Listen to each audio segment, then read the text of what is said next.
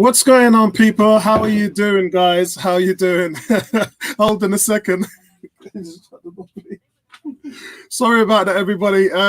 We got into a discussion with Biden, and then we started talking about. We got carried away, basically. So, welcome to Aston Villa, Arsenal, and it's going to kick off actually in about 7 minutes. Bertram, how you doing, man? We got into a really deep discussion.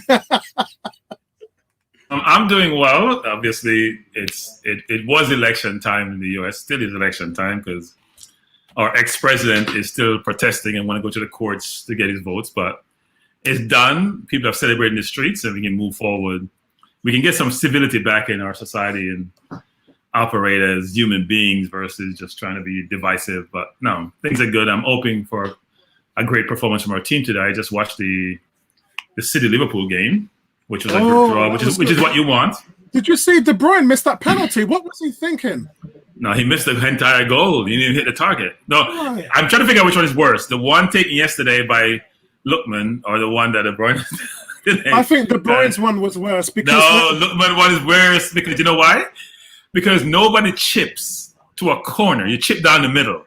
Yeah. You don't know where you're going to dive to. So if you chip to a corner, it makes no sense. Unless you know what corner the keeper is diving to, it makes no sense. So, I mean, that's crazy. The ball was still curling outwards. He had the goalie beaten. The goalie went the wrong way. Yes, he did. I don't even know what he was. You could see from his face anyway how disappointed he was. And it was shocking. It was absolutely shocking. The first half was very good. The second half wasn't that great. The first half was very good. And I hear someone saying, I hear Troops saying that, Abba is better than Mane. I'm not sure people watch Mane's entire game. Mane's game is ridiculous. How can he say that? No, and he was serious too, getting all excited. Oh yes, Abba is better, and I'm thinking, Abba is a great goal scorer. But if you see Mane's game, the reason why Torres didn't do well in the game today is because Mane was shutting down the entire side, couple of his offensive game. Crazy. Yeah. But I go ahead. So no, I was just saying I got the skins game up. I do have the Arsenal game up at the moment. Yeah, I do have the Arsenal game up, and the stream looks pretty good. Where you're watching it on television, haven't you? Because you got those. No, it's streaming. So I'm watching on television, but it's a stream. NBC used to carry 90% of the game, maybe less than 90%, say 75% of the game, on a regular cable channel, and then say 25% on a streaming. They sort of flipped that now. They created a new streaming channel, and now you got to pay, but you only pay like $6,000 a month for that channel. And so you now have to stream it because if you have you pay your cable bill, which includes that piece. Now you're paying streaming also. So they're doubling up. They're trying to generate revenues from all different sources. It's a good stream, but it's a little bit slow versus the normal, as you expect, versus normal channels. Can you hear the television on my computer? Can you hear it in the background? A little bit, but I think it just went away. Actually. I'm just going to try and turn it down as low as I can. So that it doesn't. Well, why are you watching the game anyway? I mean, the Giants. You know, the Giants are the best team in the NFC East. I'm convinced. I'm looking at it now. They're 1-7, and they just know how to win. But they've almost led in almost all the games they played. Even against San Francisco. What San Francisco they played? They led every team. They have played well. They just can't finish. Yeah, I totally agree. Which is a good sign. I mean, your quarterback is a leading running back. We want to win. We want to win the draft. That's what I want, so we can select Lawrence next year. The Jets fighting with us, I guess, to see who's the worst team in New York.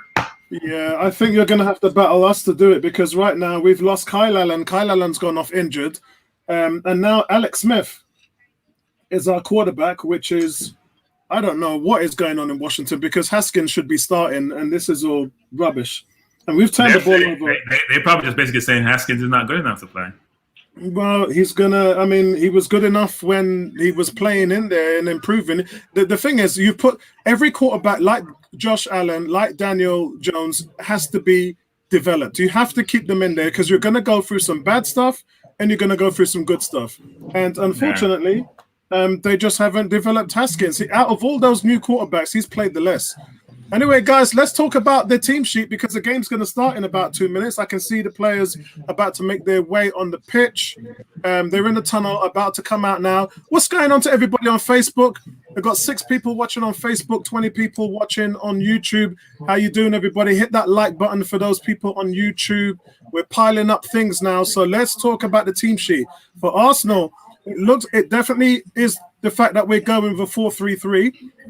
But remember, it's interchangeable. So when the game's played, we shift. When we're in possession, we actually shift to a 3-4-3. So it changes around. And when the ball's in the other team's half, at times we change to a 2-3-5. So it is interchangeable. But we've got Leno in goal, we've got Bellerin at right back, Tierney at left back, Gabriel and Holden in the middle, Partey, El Nene, and Saka in the midfield. Although you would say it is Partey and then there's Holden, Saka further up the field, and then the front three are Willian, Lacazette, and Aubameyang. What's your thoughts on that, Bertram? I'm a little disappointed that we haven't seen Willock even on the bench, and then Pepe hasn't started again. Well, I look, he's probably trying to start the same team he did last game, right? Trying to get a consistency.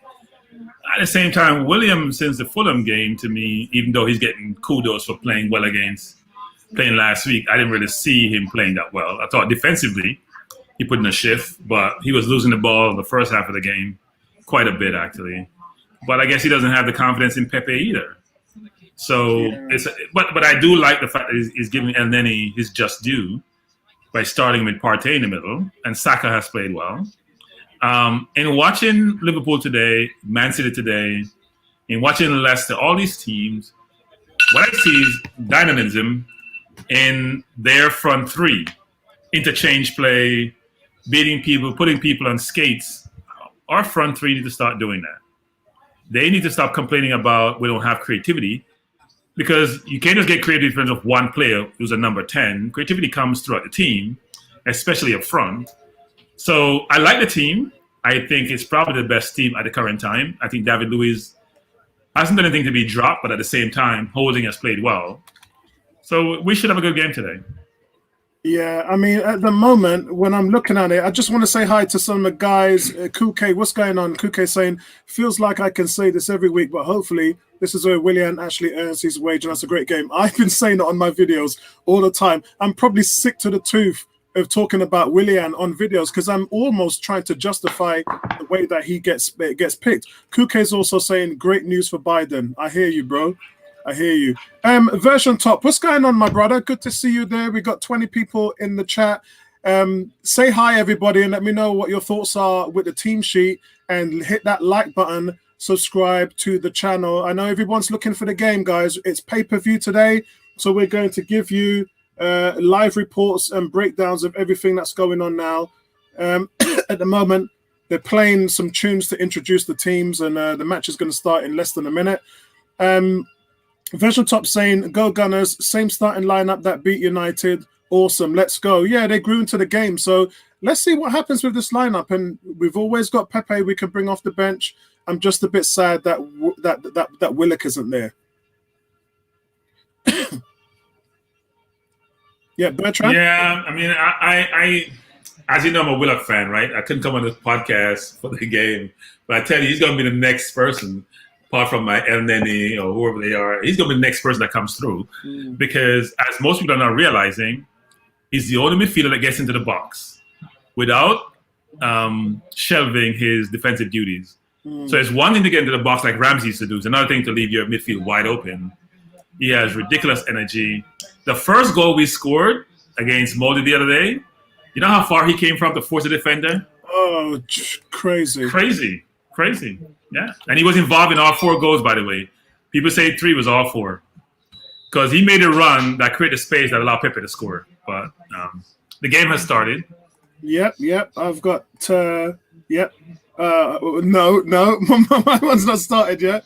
They're starting right now. Right, my one's just started. Oh, they scored. Villa scored. What the already? Hell? Yeah, they scored.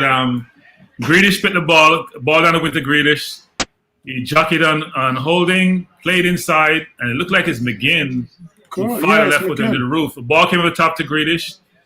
Holding coming towards him. He dallied, played a beautiful ball in. Lacazette put in a half-hearted tackle. It looked like it's McGinn, actually. He went forward and blasted into the roof. Oh, no chance for Leno. It's crazy. Yeah, you can see the long ball going over there. Yeah. Goes there for a throw-in. Oh, 1 minute and my 31 word. seconds into the game, they've scored. Arteta is going to be absolutely crazy about that. He's going I'm to sure they're looking at lose VAR. his- I'm sure they're looking at VAR. Something is happening. They're looking at VAR. Unless Grealish was offside, I'm not sure what happened, but they're looking at VAR. Right, they are looking at VR. I just want to say a big shout out to my cousin Daniel.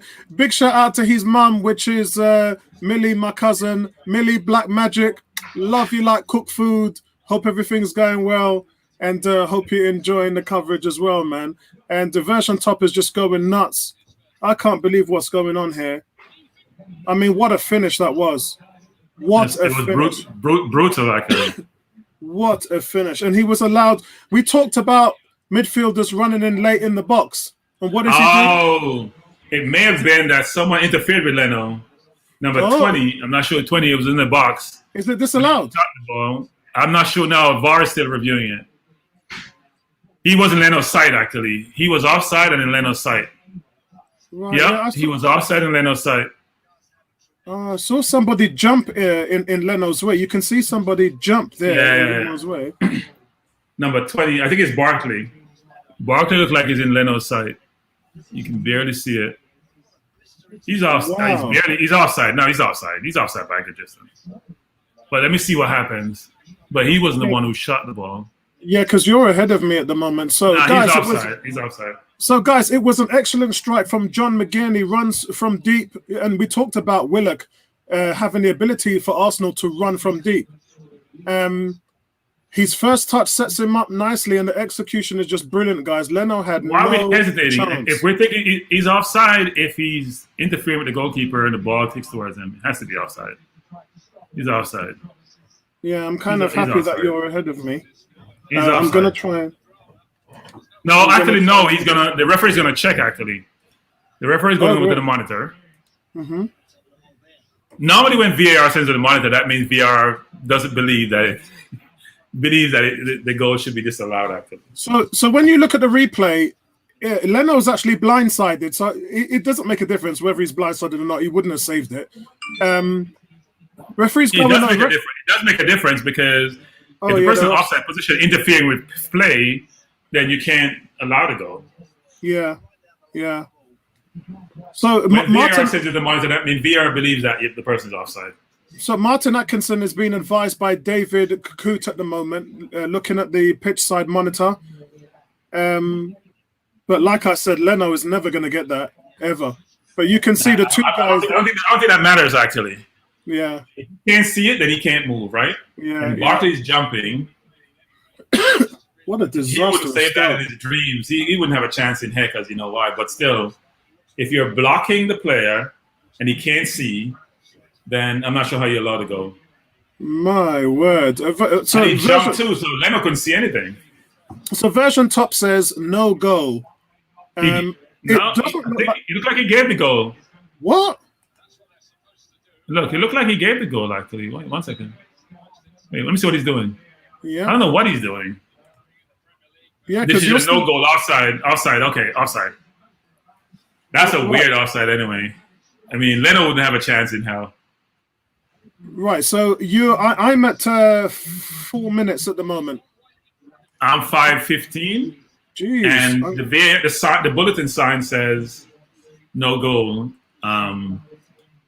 Barkley ran the offside position. I'm not sure why he ran the offside position, actually. When you told me you're 5:15. Quickly. Yeah, no, he's been getting offside. Look, watch how fast I try to change my stream. I'm going to keep that one there because better I can see the game than not. Even version top's ahead of me at the moment. Well, that's a let out of jail a while ago. Wow. That's a wake-up call. We got lucky. Wow. We escaped that one, guys. We escaped. Yeah, there's no way Leno is saving that ball. No way in heck. Oh, come on. What a great finish, though, man. Yeah. We need a double team Grealish. It's going to be a long afternoon if we don't. Yeah, yeah. So that's it. It's official. Right, it's official, guys. So unbelievably, after 5 minutes, so the goal went in 1 minute and 47 seconds. And we are now 6 minutes into the game, guys. So 5 minutes. We've come to the conclusion. Tierney just. I'm not sure what Tierney was doing a while ago. He just played himself. Right, I'm just trying to get the timing on this thing because this one, I've only still got one stream. What is going on here with the second stream? I'm trying to get another stream which is slightly quicker. So, as I was saying, guys, we've waited 5 minutes to find out what was going on. VAR took 3 minutes and 45 seconds to figure out that it wasn't a goal. Unbelievable. 2 players were offside and interfering with play. And to let you guys understand how that works, remember when Lacazette's goal was disallowed against Leicester because Xhaka was interfering with play? It's the same thing there that they're talking about. Yeah, it's weird. It's crazy. For me, that was a goal. Well, it looked like a goal, but I guess what the rule would say is that if you're in an offside position and you interfere in play, then you can't be allowed goal, right? Yeah. So he is blocking Leno's view. One could say Leno could have stepped across. If he could see the ball earlier, would he have made an attempt? But I don't see him saving that. But we got let out, so I'm not going to complain. Yeah, we got to calm down. You can see Villa is pressing us with the quickness right now. They are absolutely. Oh my God! Yeah, I just saw the Turney thing. What was Turney doing? I don't know. I'm saying new football play. New play I'm not used to. What the hell was that? It looked like he misjudged something and. Oh, that was ridiculous. Yeah, I wasn't sure about what was going on there. Daniel said it took that long. Yeah, got pinned to score. Yeah, it's gone down to 0-0. That's exactly. Yeah, that's exactly. I don't think people realize that when a goal is scored, they're not just looking at immediately what's transpiring, looking at everything around that goal. And that's why VAR is very important. Because there's no way a normal referee would have be able to do all that assessment. Goal would have been given. It would have Agreed. Been Agreed. Bertram, I'm going to leave you for about 30 seconds. Okay? Okay.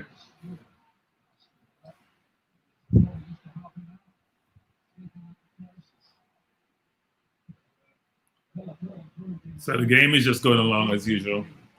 Playing out from the back, it appears. And Nene to Gabriel, lob it over the top. Right. Out of bounds. Yeah, sorry about that. I'm having my bathroom done, and some of the stuff is in my office, and they're coming in and getting all the stuff they need to shut the water off. All the water shut off, and everything is in my office. So, yeah, it's a wake-up call for Arsenal, though, guys. Really, Arsenal. To be honest, Arsenal haven't got going yet, and Villa. Do you remember in my preview, a while ago, Martinez almost made a major blunder. The ball played back to Martinez. He tried to play out Partey and Martinez almost 50-50. Partey touched the ball, didn't get around Martinez. So Ming the ball played back to Martinez, and Partey almost got in. One more step, and he would have got in on goal. So I'm trying to speed up my stream at the moment. I'm just trying to get a multiple stream so that I can speed it up. Come on. Be nice to me. Give me a nice stream so I can. Right, okay. I've got a second one. Is this better? I think it's actually worse. Yeah, it's worse, Bertram. Oh Lord. Yeah. What time are you now? The second one is 8 minutes. My original stream was 9 minutes. So, let me try one more time. Let me try it one more time. And try and pick up another stream. Right, actually, you know what I'm gonna do? I'm gonna try my other link.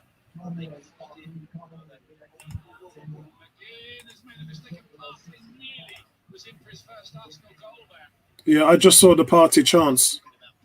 Yeah. That was like 2 minutes ago. Whoa. Why does here we go.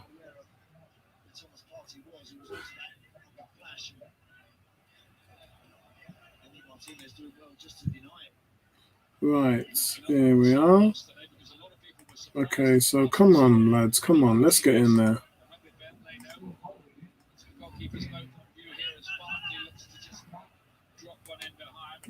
We're not starting out well. A lot of bad passes, all over the place. You need to settle down. Yeah, it's not good. And Villa are coming right at us. You can see the speed that they're pressing us. It's not good, man. And Yeah, you we're still have to not give it playing. to. Go ahead. Yeah, you have to give it to Dean Smith. They know exactly what they're doing, and he's frustrating Arsenal at the moment. We need But to as do a better Bertram job of said, retaining Villa almost. position. Yeah, we got to do a better job of retaining position. Just Come on, give me another stream.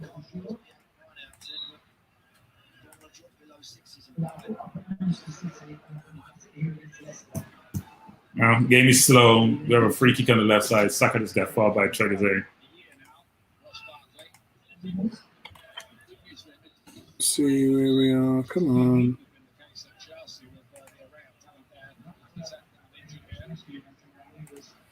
Well, let's see if this one. I think this one works. Hopefully, I might get some luck with this. Here we go.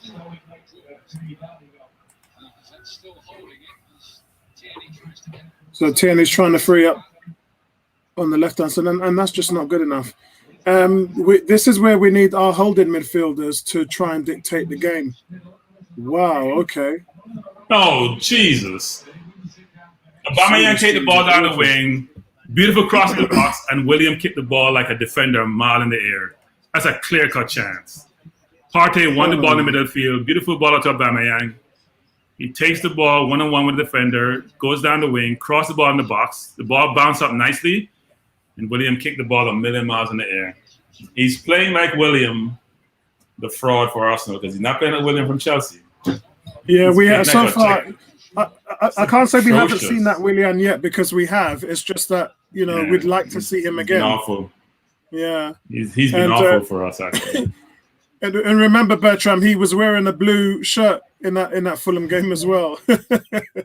Yeah, it was a reminder. Our attacking game is so dependent on our fullbacks. If you notice that when our fullbacks push up and we get that 5 men pressing, we look like a different team. Yeah. I've got to be honest, though. Villa are outworking us in the midfield. Great tackle by Thomas Partey there. Look at that tackle by Partey. Great tackle by Thomas Partey. Aubameyang on the left chips it in. Yeah, and then Willian nowhere with that effort. Oh, God. He could have controlled the ball, He had time to control it. Yeah, he had time to take 2 touches on it. Pepe would have never probably done that.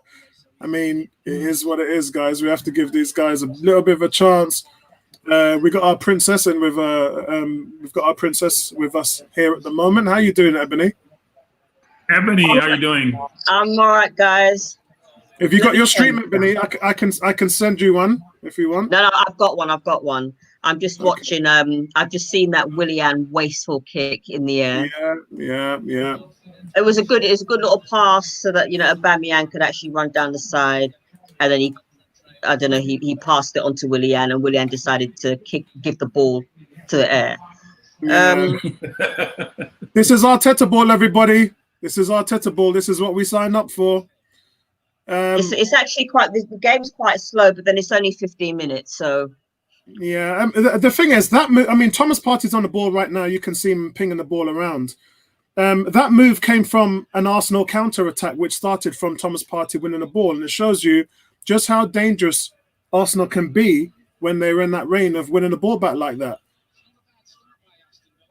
I'm also not a fan of the fact that our chances are coming from the back. It's just not, it's just so un-Arsenal-like. So I'm just looking at Alex Smith throwing an interception. You're still watching that game? Yeah, it's on the side. I've got the 2 screens up open here. The Giants should be the Redskins. They're a better team than the Redskins. What's going on, Moses? How you doing, bro? Hope everything is well. As you know, the cross comes in from Bellerin here, but it's easy for Martinez. Yo, we know what Martinez is like on crosses. That's chicken all day long, bro. I'm actually behind you. I'm on 15 minutes and 10 seconds. Bertram's about a minute ahead of me, I think. Actually, I'm on 16:20. Oh, you're on 16? Yeah, no, Ebony, you have to speed, Ebony. You have to speed. Yeah, Okay. so I'm on 15 minutes and 20 seconds. All right, so I just must have just missed that one then. Wow, the Redskins, man. We don't keep possession well. It's amazing actually. We're playing against Villa. We're not playing against a pressing team, and we still can't keep possession well. Yeah, but the thing is, though, we can't really underestimate any team, whether they're pressing or not, because all they need is just that one chance. Okay, so who's that in the mid? But guys, remember what I said in my preview. Clearly. Remember what I said in my preview. I said that Villa are the only team so far that hasn't let a goal in away from home. Well, they will today. Well, if we can score, yeah. I mean, look what happened with us against Leicester. We couldn't score there. That was at home. I think, though, guys, Arsenal are growing into the game. We're starting to see a little bit more of El Nene, Partey. Tierney is also combining to get some work done on that left-hand side and through the middle. So I think we're growing into the game. I mean, look now, look. Forward. Ooh, okay. Daka.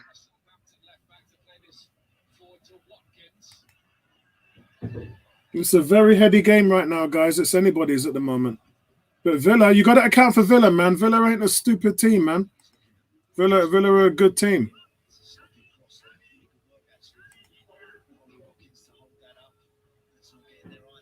Yeah, Mark T says, "What's up, guys?" He's working tonight, so that's why he can't make it. Vincey has hardly like myself. Bertram's lucky, guys, because Bertram gets to watch the presidential elections in real time, whereas guys like us are having to stay up till 3-4 in the morning. I've averaged about 3 o'clock in the morning. I went to bed as soon as I didn't actually go to bed. I was at a friend's house, and we just kept dipping in and out, and we were just hoping that the number of electoral votes was going up for Biden. But Biden has his own racial history as well, so people shouldn't actually get too excited. Yeah. I mean, like I on average, I've been going to bed at 3 and 4 in the morning every night. I've had about 2 hours sleep every night this week. Bertram loves you guys watch this more than I do.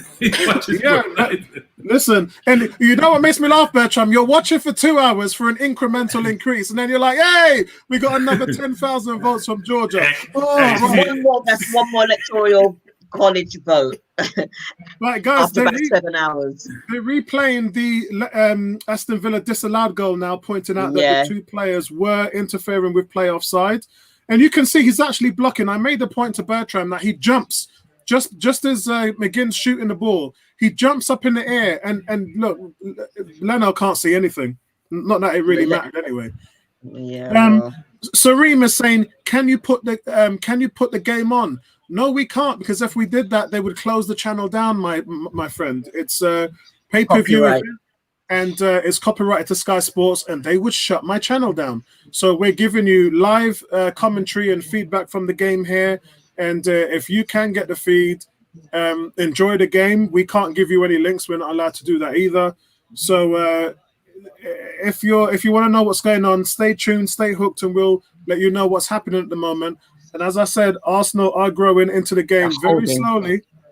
But we're not really pressing them, guys. It's good hustle. It is good hustle. Aubameyang. Aubameyang is playing well today, actually. Yeah, he's actually taking on people, which is good. He just got fouled a while ago. And I got to say something to you as well. You know, you don't like Rob Holding playing good, playing the ball at the back. Well, Rob Holding found Aubameyang there, and he was fouled by Cash in a decent position. That was a decent play by Rob Holding. Maybe that Rondo training that they're doing is paying off. Yeah. Maybe Holding, as we know, is not known for his passing, so that's why we're reluctant to see him pass on the back. But no, he's actually. playing I well. actually rate Holding, though. That's the thing. He's a good defender. Yeah, he's a very good defender.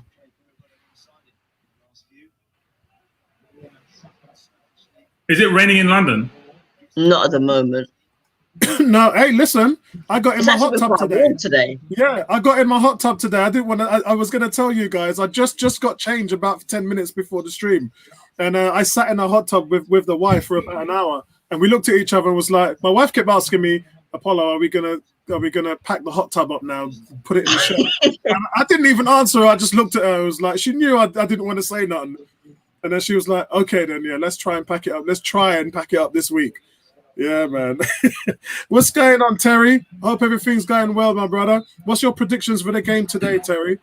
Big up to you, my friend. Terry's my work partner. I work with him. Arsenal coming into the game now, and it's starting. Look at Aubameyang. That's well played by Aubameyang there down the left. You know, you've got the ability, you've got the speed and the agility to take players on. You just don't do it. You should do it more. You should do it more. Yeah. So the free kick, Williams with the free kick, it was rolled back to Willian to Tierney, but Luis was quick. He was quick to stop the shot before McGinn's fouled out by Gabriel.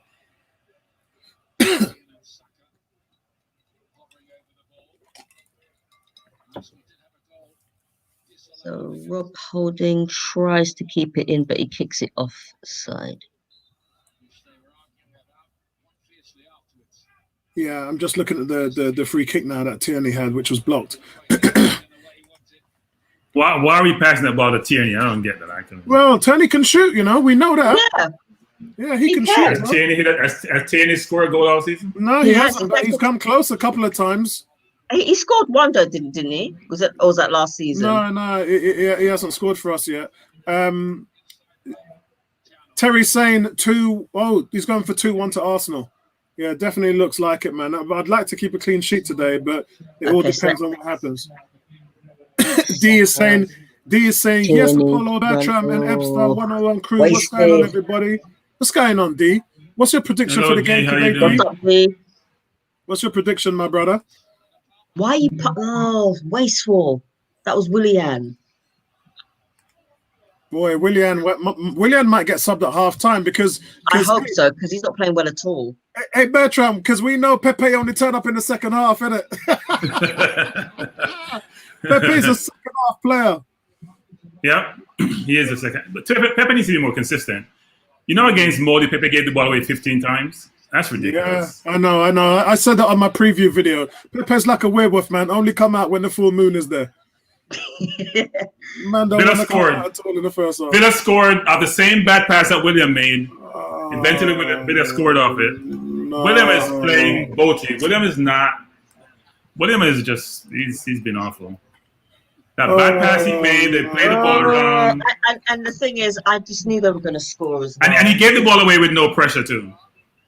So they play with Grealish all the time. It was very good goal, and we were poor. We're poor defending. Like nobody wants to close anyone. For crying out loud. So guys, Arsenal switch play. Bellerin finds Saka before Tierney gets going on the overlap. It's cut back to Luis. Villa comes out at the counter attack. Barkley and Grealish combining down the left. You can see Trezeguet is slipped through. It's a low cross, and it's tucked in by Trezeguet here. This one certainly counts. The original goal after 1 minute and 47 seconds doesn't count, but this one counts. It's a fine goal by Villa. Poor defending. It might have even come off Saka before it went into the net, but at the end of the day, Villa are dangerous. And look at that ball. And I keep telling people, do not underestimate any team, but people don't listen. Yeah, I mean, Villa's going to do that to you, man. Villa's going to come and play.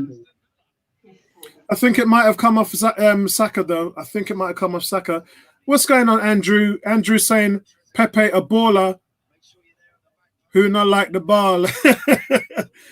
Who's in goal for Aston Villa? You know it's Martinez. It's that beast, man. Yeah, the one that we got rid of. We are 20 minutes in the game and we don't look dangerous. Yeah, Saka didn't pick up Trezeguet on the back end. If you look on the back post, he just doesn't pick him up. Yeah, Saka doesn't pick up his man there. Yeah, I think it's an own goal. I think Saka scored an own goal. Yeah, it's an own goal. It's official, guys. It's a Saka own goal. That makes it even worse.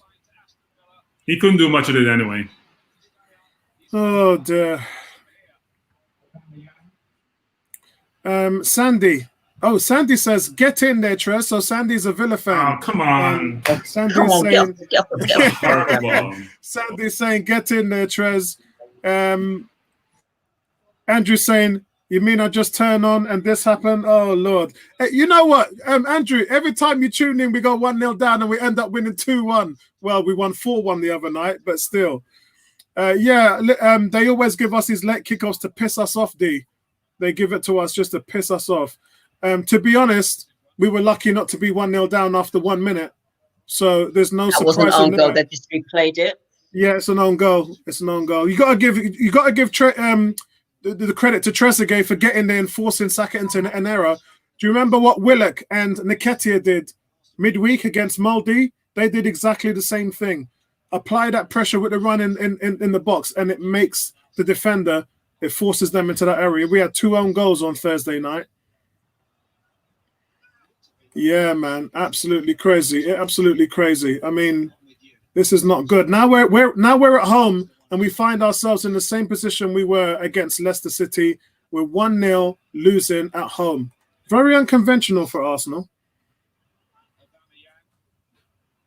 And Arsenal, Arsenal are not the type of team that you want to come back. Partey tried to play a cross ball in there to Bellerin. Arsenal's not the type of team that you would like to be 1-0 down because of the lack of chances that they create and the lack of goals that they score.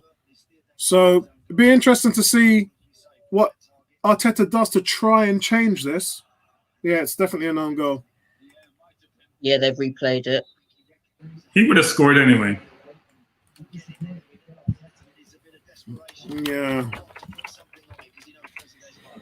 Man, it's look, guys, this Premier League this season, Bertram's been warning all of you. Don't say Bertram never warned you. Bertram said from time this is going to be the most competitive Premier League ever. And you've just seen teams just getting blown apart by the wayside. And Arsenal right now are in some kind of difficulty at the moment. We're 1-0 down. And, we gotta play the ball to the middle. We're playing the ball wide all the time. Nothing ever goes to the middle. Yeah. It's not good defending by Arsenal though, in terms of what's happened. Defending. And Villa, you have to look at how Villa played the ball through the trap. So it was well played by Villa. I mean, they played the ball through the trap. Matt Target had the ball. He whips it across the far post, and it's a good goal from Villa. You can't knock it, man. I mean, right now, Willian's been wasteful. We've not seen Saka really in advanced positions. Aubameyang's playing well. Lacazette, nothing from Lacazette. Oh, okay. CJ saying we are 5 or 4 players away from competing. I think we're probably 2 or 3 players away from competing, mate. If you look at what Gabriel and Partey has done, that's just 2 players right there, and that's given us a spine. So, I think we're probably 2 or 3 players away. We need a striker. We need. It's difficult to talk about a winger who can score goals. We need the Walcott type of guy who's going to come in. Walcott was different. He could score 20 goals a season, but we just need the winger who can get you double figures. Yeah, nice. I know people are going to talk about Zaha and all this stuff, but we need a creative winger who can score. I think we need a number 8. We need someone like OR, which is why they were over after OR, and I think we need a goalkeeper. CJ saying we need 2 wingers, centre forward, attacking midfielder, and a striker. And then he adds in a right back. And I think we're okay for right back at the moment. With Suarez and Bellerin, I think those guys are okay.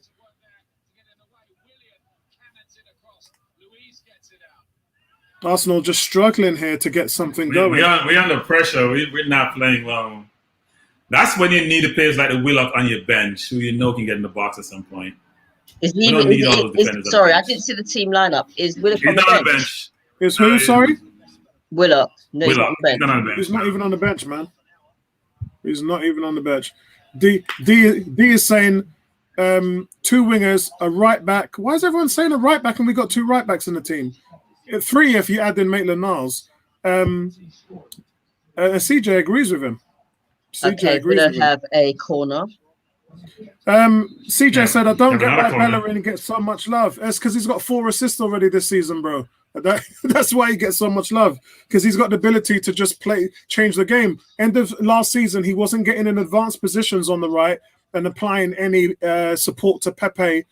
And what we've seen from Bellerin now is he's getting up there. He's playing on the overlap. He's back to the old Bellerin that we knew under Wenger. And he already has... I think he's third on the team in chances created behind Aubameyang and Willian, and he's got 3 or 4 assists. So I think that's a good thing from Bellerin. Ebony, what's going? Them man, I piss you off, Ebony. What's going on? All right, so what's going on? So, oh God. All right, Aston Villa have got the ball again. I think Laka and William are not producing as they should. They're not doing enough in the outfield. They're not putting the ball in the net. So as far as I'm concerned, they shouldn't be starting. CJ, what about his defensive stats? Haven't really checked that, but the fact that Arsenal have got the best defense in the league, I think it kind of speaks for itself, doesn't it? Everyone's got a job to do. Everyone's got to defend. It was look at that. Saka scored an own goal, and really he should have defended that better. It was obvious that Trezeguet made a run on him, and he didn't track him very well. Had he tracked him really well, he probably would have dealt with that a lot better. Andrew said, "Is that a tattoo pun ebony arm?" Yes. It's a tattoo on Ebony's arm. Yeah, let's have a look at your tattoo, Ebony. It's a panther on a hilltop. It's a panther. Oh, okay.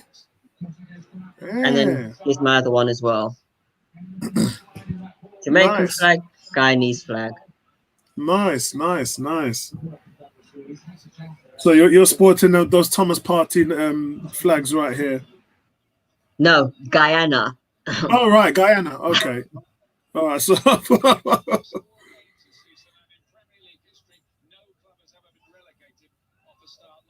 this is bad. And guys, remember, when we played them on the back end of last year, we were the reason why Villa stayed in the Premier League.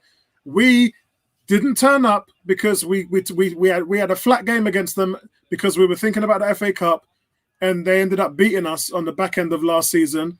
And right now we're losing to the same team.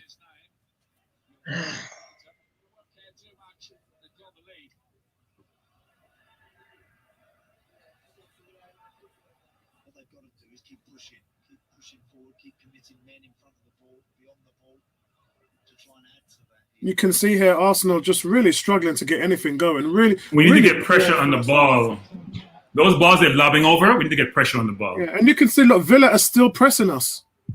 We're not even pressing at all. We're just passing the ball around without any real urgency.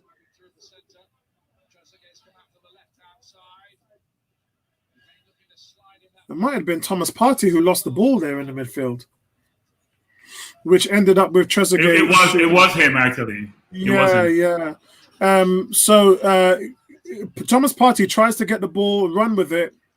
He's dispossessed. And Villa have been good winning the ball back. I've been mentioning a few times that Villa are pressing with a passion. Jack Grealish, they've got Ginn, they've got Ross Barkley are giving our guys, they're outplaying us in the midfield. There's no two ways about it. Why can't you hold the ball, man? Grealish and Trezeguet have also swapped sides, and he runs at Bellerin and tries to have a shot, but Bellerin blocks the shot. I think that, Grealish, Barkley, Trezeguet, again, they're just outworking us. There's no two ways about it. What's going on, Facebook? What's going on, boys? Nice to see you guys in the chat. We've got a Facebook user here saying, come on, Villa. A Facebook user saying, come on, Villa. What? So we've got a guy called Nick. Why is a 101 member cheering on Villa? Maybe you guys need to have a look at that.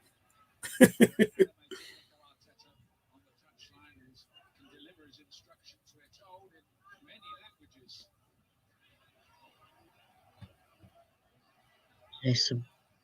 Yeah, that's a weird one. That's a weird one. We've got a 101 member in our forums cheering on Villa. Yeah, Are they a 101 member though? Yeah. Oh, he says his son supports. All right. Okay. All right. His son supports Arsenal. Okay. Bellerin got through in the box and didn't make the right pass. That should have been a goal. Why did he just go for goal? Decision making is killing us. Yeah, we're not good. How many times have we talked about it? We're not creative. We're not creative. We see that in the chances created. We see that in the lack of goals. And we're halfway through the third quarter now, and it's Giants 20, Skins 12, I believe. Is that right? No, it's not. It's Giants 20, Skins 10. Don't annoy me today, Len. Just don't annoy me today. CJ saying we have conceded one less than Villa. Yeah, believe, mate.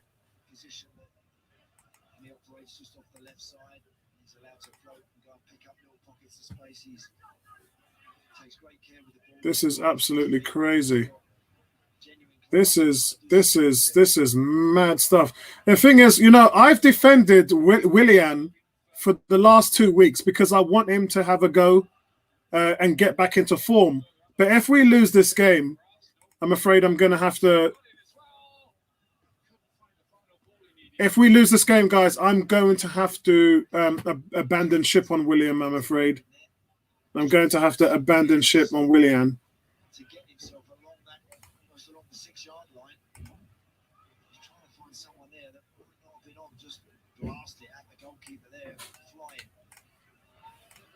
So, guys, what's your thoughts on the game so far? Let me know what you think, man. Let me know what your thoughts are on the game so far. Let's read some comments in the chat. See where you guys are. Arsenal just really coming close. I mean, look at the pressure Arsenal are under, even trying to play out the ball from the back. There are 5 Villa shirts around the Arsenal penalty area while we're trying to play the ball out of the back.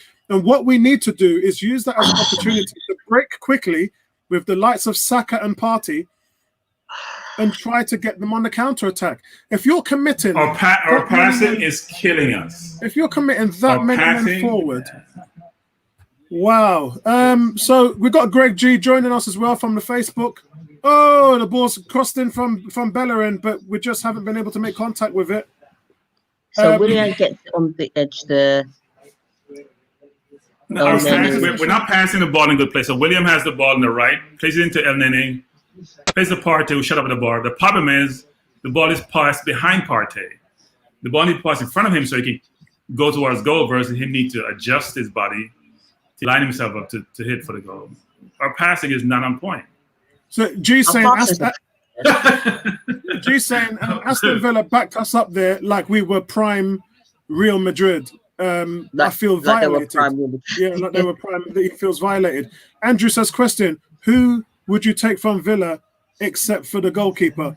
I'd definitely take Grealish. I do like Ross Barkley, by the way. I just didn't think Chelsea gave him enough chances. Oh, it's a cross there. It looks like the cross was by Bamian. And it goes straight across the goal and nothing on the end of it. Thomas Partey goes wide with a wild shot, which wasn't on target. You can see Thomas Partey communicating to El Nene, probably because he wanted El Nene to make it. Ball from Tierney down into Saka, crossing from Tierney, and Laka head over the goal. That should be in the back of the net. That should be in the back of the net. Ball from Saka to Tierney, who crosses into Laka, and Laka heads the ball over the net. The ball is right in stride. That's easy. It's not over his head. He should be putting the ball in the net. That's a clear, easy miss. Laka should not be on the field, I'm telling you. Laka has lost his confidence. I have no idea where the goal is. And before that, we were just talking about the fact that he wasn't even in the game. Yeah, they hit the target. The ball is clear, easy header. You could head it in the goal. Again, Villa just pressing us with a passion, and Villa wins the ball back. The pressing from Villa Wow, Villa's got their tactics right today, guys. There's no no two ways about it. There's going to have to be a conversation during halftime. No, it needs to be changes during halftime because, as I said before, Laka should not be in the field. Sorry. He may score today, but he just doesn't do enough. Yeah, and that's been the case for a while. That's been the case. And guys, when you're carrying men, look at that. Oh, I just saw the Laka chance. That was just like, that should have been at the back of the net, but I don't know. Tierney put that ball on a plate. You're talking about chances created. You're talking about being clinical. Look at that ball by Tierney. It's fantastic. Laka doesn't even hit the target. What a cross by Tierney. Look at that. A striker is told that when that ball comes in like that, you have to head it down. Have to head it downwards. So the ball hits the floor and then comes up. Oh. 41 minutes and 30 seconds.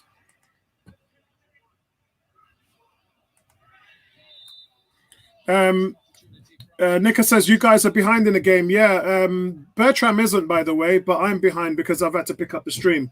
I'm on the same time as Bertram. I'm on 42.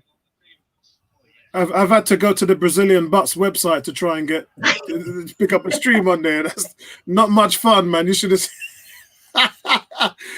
see what's on the outline. I've got the game on in the middle of the stream, and I've got all these Brazilian women around it. It's very distracting, to say the least.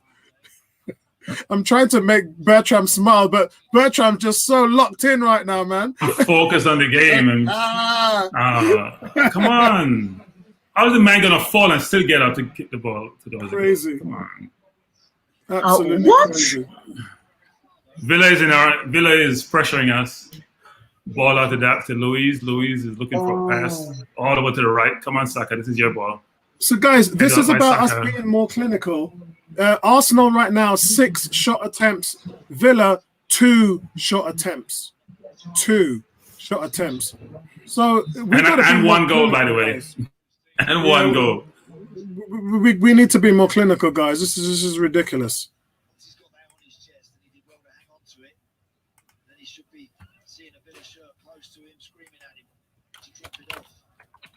We need to be more clinical. We're getting the chances. They're there.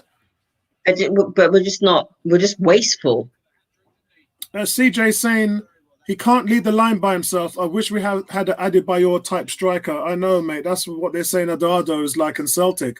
Andrew saying, not sure of Lacazette's stats, but he's regressed so much, it's frightening. I totally agree, bro. CJ, he was never that good to begin with because, and I said this to Bertram and Tony, we chastised Giroud because he was a 20-goal-a-season striker, and Lacazette comes in and he can't even get 20 goals.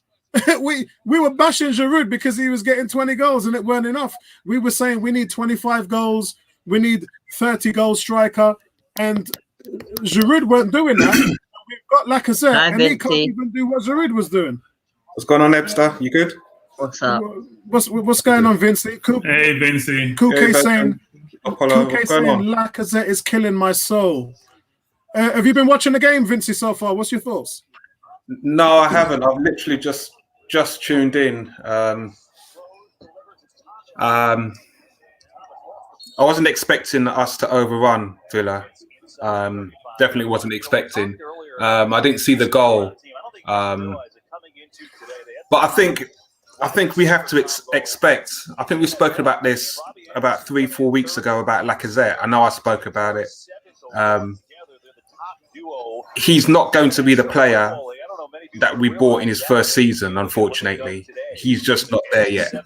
And the way how Arteta's playing him, he's having to do so much work to assist our midfield in putting his body about.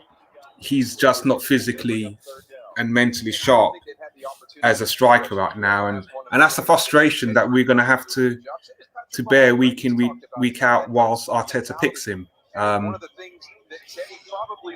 Yeah, I mean, the thing is, the game. it's just not. A striker has to have a certain amount of sharpness. He's got to be completely alert. We know that Eddie Nketiah is like that. Eddie Nketiah is like a leopard. He just jumps on anything. He never stops running. He works hard defensively. He runs onto those chances. I've seen the ball come into the box about 3 or 4 times now. Lacazette has got his head on one of them, which he missed. But Lacazette just doesn't have the energy. And we need a striker that's like that now. He's just not alert. He's not sharp. And it seems that when Laka does have the ball, sometimes he's muscled off the ball quickly and he goes to ground. And sometimes he gets free kicks, sometimes he doesn't. It's very frustrating. So what do you think happens during training? Because I said so much of what we see and we get frustrated on match day, it exposes what happens during training. But if you think about it, he's probably our best striker of the ball when he's on form, and in training he can strike a ball. However, what's needed to interact and play between your front three and movement is being exposed on match day. And again, this is tactics. This is Arteta tactics. It's frustrating, and we're eking out results, but players will suffer as a result of these tactics. I mean, the thing about training, and we all sit down here and we watch the YouTube Arsenal training videos, and it's frustrating because you can see everybody's having pop shops at the goal and trying to get that working on. But it's like Bruce Lee said in Fist of Fury when he said, "Brick, don't hit back." It's a different proposition because sometimes you're playing against 4 at the back and 5 at the back, and they're just not allowing you that time to sit down and pull the trigger when you're in the box. And unfortunately, Lacazette is just not creating that for himself. Good strikers can create their own luck. They can create their own goals. You get the ball, sometimes you turn quickly, you beat a man, and you create your own shot. He doesn't seem to be doing that. Our players have too many deficiencies. Yeah, and that's the problem. Every one of those strikers have major deficiencies, and until you get players who are much more well-rounded and much more complete, like you see with Salah or Mane, or even Firmino, who doesn't score enough goals, they're much more complete players. We don't have that. Laka can't beat a man. Laka don't have any speed. Abba don't really beat people. Abba don't make passes well. William is been a funk since the Fulham game and hasn't gotten out of that funk yet. He's a more complete player, but he hasn't played well. What is Tony so your just front three the ball again the same way? Is he slipping? It's halftime. Yeah. I tell you what, as fans, as Arsenal fans, we see glimpses of what players can actually be on a consistent level. And if you think back to that goal, was it that Laka goal, that wonderful strike against Tottenham, where he got the ball and put his foot through it. You wonder if you get chances during the game and you can shoot like that, why don't you do that more often?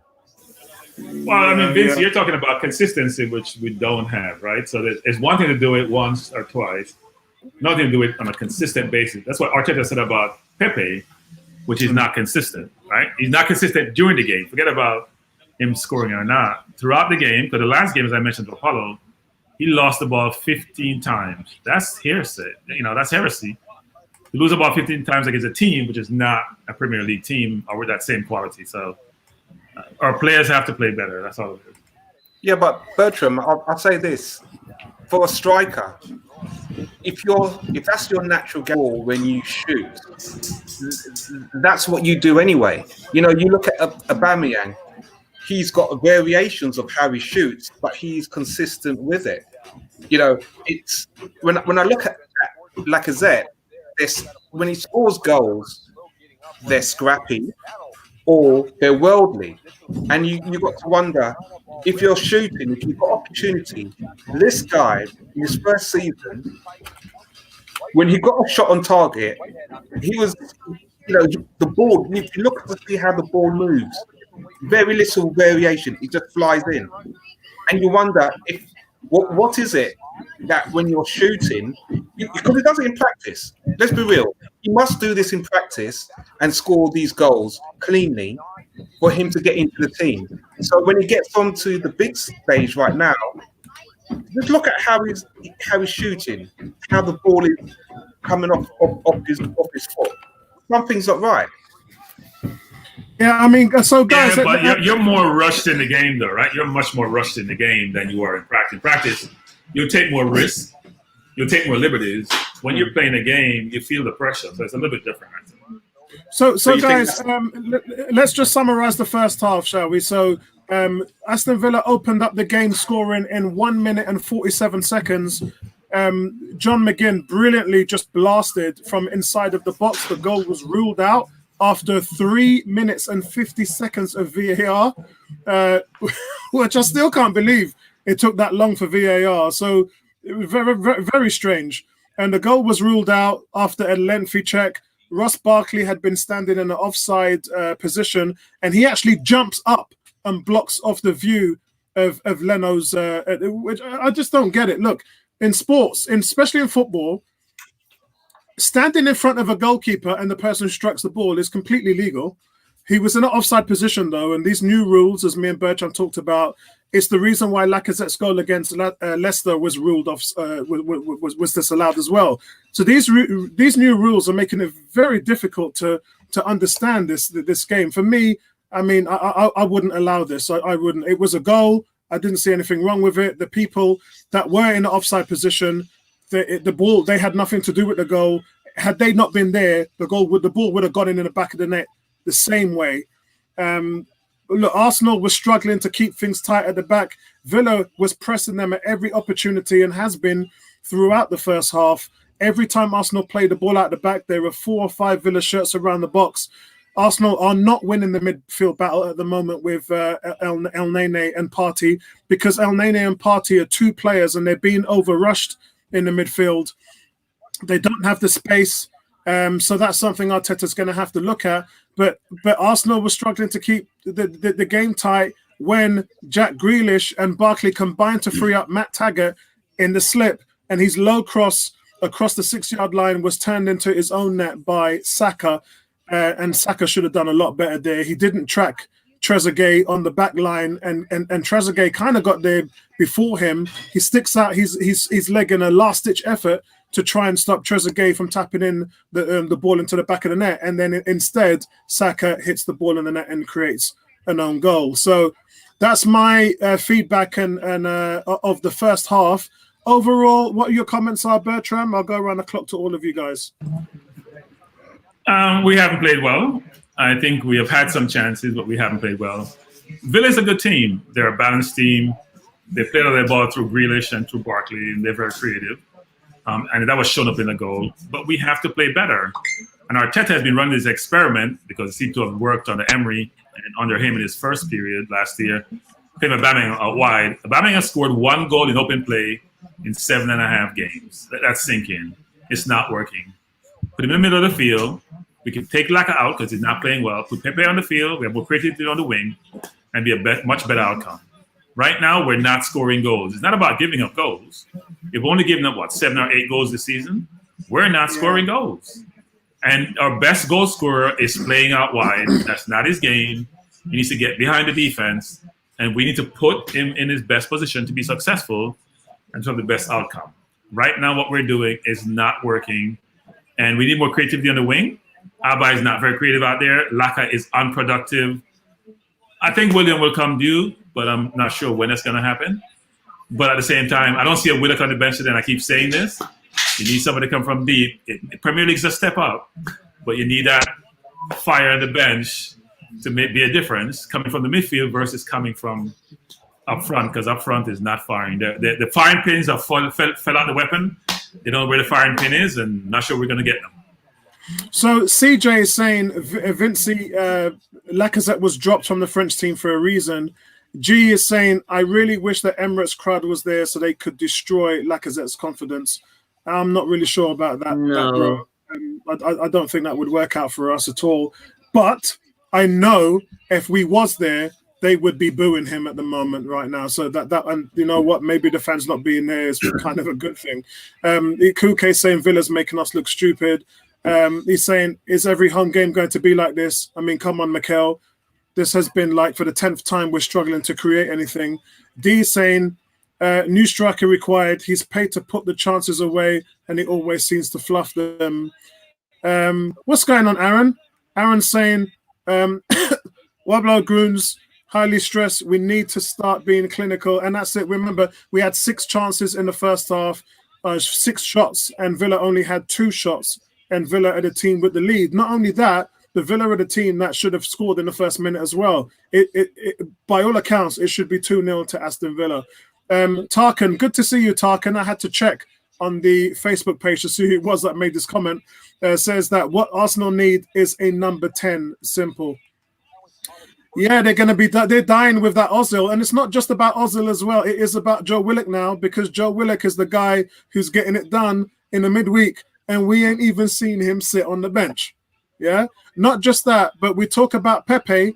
In my video in the Aston Villa preview, I stated that Pepe has 3 goals and 2 assists, so he's had a hand in 5 goals, which is the same as Aubameyang. Yet he cannot get in the starting 11 in the league, and that is something which Arteta is paying for painfully. D is saying we should be 2-0 down. Yeah, I totally agree. What else is happening here? G is saying Emery didn't die for this. Anwar is saying, what's Willian doing that he gets into start? As I said in my videos in the preview, I think that he's a quality player. He's having a bad time at the moment. At some point, it's going to switch on. And I think what you do is you infuse confidence into him by starting Willian every week. Unfortunately, you have to you have to make a call, because if it's costing you, if you're starting Willian, he doesn't play well and we win 1-0, fine. But if you're starting Willian and you lose against Leicester at home and you lose against Aston Villa at home, then what you're essentially doing is you're carrying a player, while Villa and Leicester, every man's being accountable. And you can't do that. And as I said before in the preview, Villa is the only team in the league that hasn't let a goal in away from home. So no one's scoring against these guys. And Arsenal, what they do is they have these players like Willock and Pepe and Nketiah, who can give you so much more than the guys that are currently on the field right now. And at what point do you say enough is enough? Victor says, representing, fix the defense. We fixed the midfield, and now we have a poor strike force. And again, it's frustrating because we have options there. We have options that we can replace with the likes of Lacazette, Willian. We have guys in the team, on the bench, in the squad, and we're saying the same guys come out every week doing the same thing. Ebony, what's your thoughts? You're on silent at the moment. We're just not passing very well. The midfield, we're being outmuscled. We've had 6 chances. Lacazette had a great chance over the bar. I didn't see the first 10 minutes, so I'm not really fussed about the goal that was disallowed. But I mean, from what I've seen in midfield, we're absolutely dreadful. We're not passing very well. Defensively, we look a bit shaky. It's just not going very well. I'm just hoping that in the second half, changes are made, i.e., they are made with before we actually kick off again, or they're being made after about 10 minutes. I think Lacazette. I think with Lacazette. Sorry, go on. No, go on. No, I mean, I think with Lacazette, I don't know whether it's lack of confidence or he's just unlucky. And I've been one of those people that stuck up for Lacazette. But maybe it's time that Nketiah started before him, and Lacazette goes on the bench. But there's just no urgency with our passing. It's just, we'll just pass it and hope for the best. And we're not a long ball team, but for some reason I'm seeing a lot of long ball. We're not playing foot tennis. We're not a foot tennis team. I just don't like the way that we're playing at the moment. Really, I just think it's a poor display. But I don't know. But one thing's for sure is that Aston Villa are pressing us like bitches. They are killing us right now on the tactics. We're not even. I mean, we are pressing, but we're not pressing as much as Aston Villa. It's because their formation, they're playing with a 5-man midfield, and we're getting overloaded. You know, El Nene and Partey don't have enough time on the ball. They're trying the best that they can, but they're not helped by the system that we're playing. When you're playing, maybe I don't know, a change of formation in half time so that we have 5 in midfield. Yeah, I don't know. If we go back to a 3-4-3, that will help. But you know, the 4 at the back isn't. We're getting overloaded in the midfield, and Partey and El Nene are just not having a great game. It's too busy. They're getting rushed. I think what Aston Villa's manager has done is, you know, he's actually looked at the formation and thought, and bearing in mind that if you allow Partey and El Nene to play, they'll just run riot. So he's got his tactics right with the 5 in the middle. So, I think this is where you need the Eddie Nketiah, because Eddie has the ability to drop back into the midfield and help the midfield pressure the ball, help the midfield, giving them options. He'll do that for you on both sides of the ball. He'll come deep, pick up the ball. He'll defensively press with you and help you maintain possession. And I just don't see us. We're not getting that at the moment, and it's just poor. It's just poor. We got 40 people in the chat at the moment now. Hit that like button, guys, and give me your thoughts of what's going on. Vincey, I do agree with that, though. Leno and Martinez will go on. Yeah. I was just going to say, I do wonder about Arteta as to how does he want to control the game? Because, you know, teams, I think that's the second week now, teams have played 5 in the middle against us.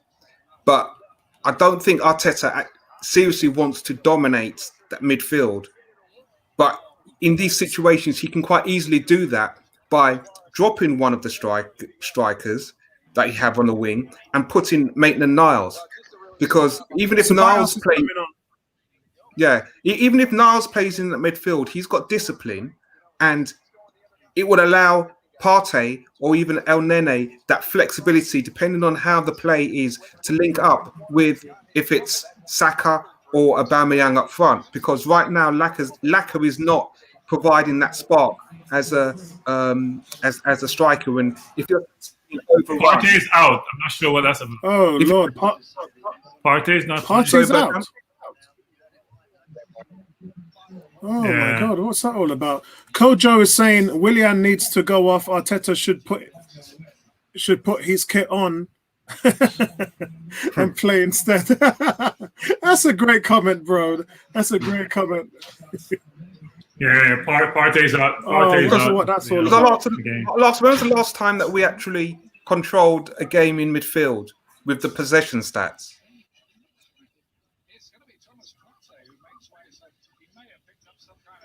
Yeah, it's possible he's picked up a knock of some kind. Kuke saying it's a month since Arsenal scored a Premier League goal which wasn't a penalty. Oh yeah, because the Manchester United goal was a penalty, wasn't it? Sandy, what's going on, Sandy? Sandy's saying would love to see Balogun for real. I would like to see Arteta. I would like to see Nketiah right now, bro. Sentimental saying Ceballos, Beyblade spinning up the top and bring on Joe. Joe's not even on the bench, bro. Joe Willock is not even on the bench. So that's Partey off and Ceballos is on. And I've got a lovely comment here. Does anybody speak Spanish or Portuguese? No. My little Spanish doesn't. I don't think that reads like Portuguese. Yeah, it looks like Portuguese. I can only speak Portuguese when I'm looking for football links. So, guys, 70 of you are watching us live now. So, welcome to all of you guys, especially the new guys. Hit the subscribe channel and hit a like on the video. And its second half is underway, and Arsenal really need to come out now. We can't pass the ball. It's amazing, actually. It's ridiculous. It's ridiculous. It's amazing that professional footballers cannot make 2 passes in a row. Who in the middle is a possessional type player? Only El Nene right now, bro. Only El Nene. And he's getting dispossessed more than normal, actually. Yeah, because they're overloading him. They've got 5 men in the midfield.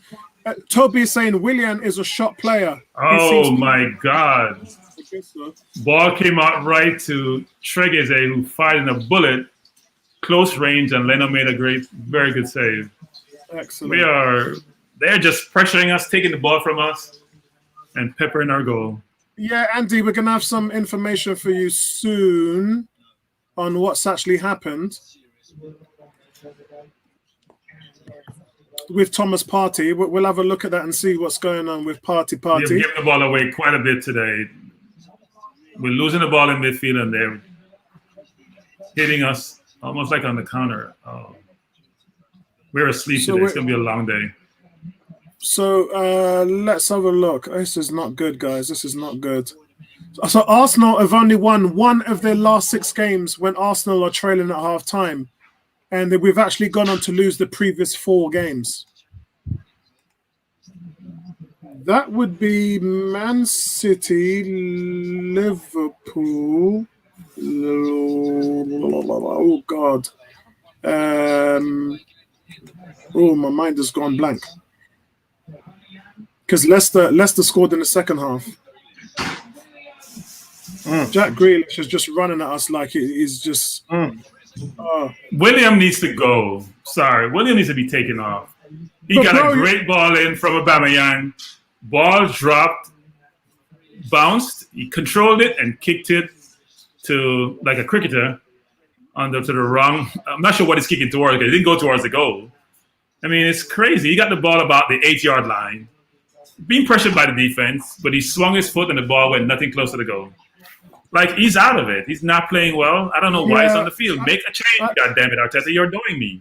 Yeah, make the change. He's got to make atrocious. The change. He's been awful. Make the change. You can see it coming. He's taken 2 shots today, which haven't been close to the goal, and they've been shots from in the box. So you can see it's Willian peels off Cash to pick up Aubameyang's cross, but he just drags his shot wide of the target. He should be doing a lot better than that. Hit the damn target, man. Hit the damn target, for Christ's sake. What's going on, everybody? What's going on Facebook? We've got 60 people watching the stream at the moment. How you doing, everybody? I hope you're all doing well. Arsenal playing Villa is live on pay-per-view. And look at I'm watching Willian's. What the hell was that? I mean, Willian, what made me laugh at Willian is he was even complaining that was a corner. No, bro, that was just you having a horrible shot on target. Sentiment saying, yeah, William, Mr. Grealish will cause the right side of defense problems. Agreed, bro. And the cross was played in by Aubameyang as well. Aubameyang's had a good game today. But you've got your world-class... I would agree. You've got your world-class quality striker. Go ahead. Yeah, you got your world-class quality striker who's sitting back and trying to create chances. It's madness. It's insane.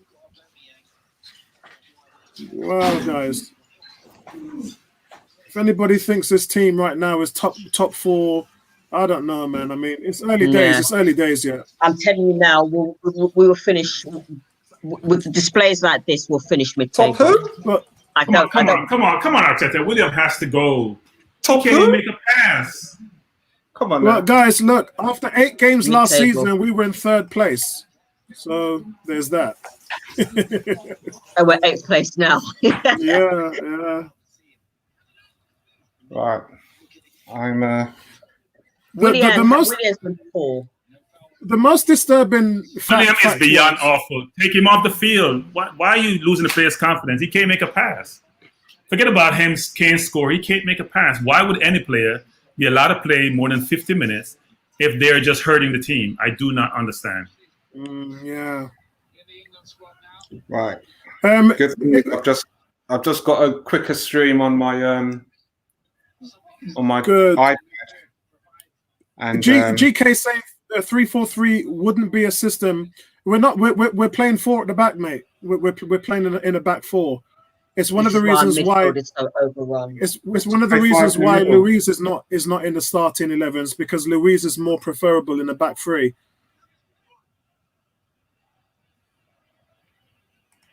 Yeah, Andrew's saying it appears Arsenal players have to take turns to play poorly.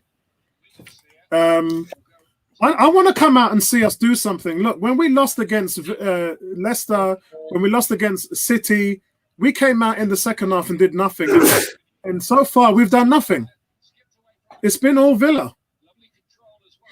And you know what? It wouldn't surprise me if Villa go and score a second. Look at Villa just playing balls into the box at will. Look, there's no midfield. Pass, man. Just put us four there. Yeah, GK said Saka looks like a wing back. No, he's up on the front three, bro. Sorry, he's in the midfield. He's in the midfield three as the point man. But it looks like he's got a free role, but it's not really affecting the game. He's not really affecting the game at all. He hasn't influenced the game in the way that we know that he could. CJ saying, I wish I could call Arsenal a top tier side. At the moment, we're not, mate. There are far more teams out there, including Aston Villa, including Leeds, Leicester, that just look way better than we do. We had hope before that Leicester game. If we beaten Leicester, we would have been in fourth place. Sorry, Bertram, you're on mute. Yeah, we have a free kick on top of the box. I should say to the side of the box. Saka just went by Tregezzet, who held him back. So yeah. Let's see if we can do. But it's almost down the corner, so not in the most dangerous position, but it's close. We need to do something with this free kick.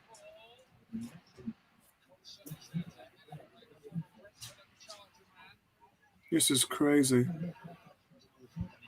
So it's short. And the thing is, guys, you have to realize who's in goal for Aston Villa. You're not. You have to do something special in order to beat us. Yeah, this isn't a goalkeeper that you can take lightly. He makes great saves, and he'll deal with those balls that float into the box. You're going to have to be exceptional. Most of the goals that we saw against Aston Villa let in 4 goals last week, and a ton of those goals were exceptional. You couldn't even stop them; they were class.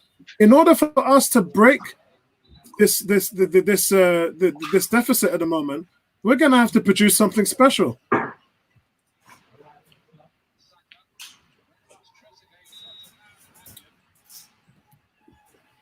The thing about the Saka free kick, it was just outside the box. Just outside the box.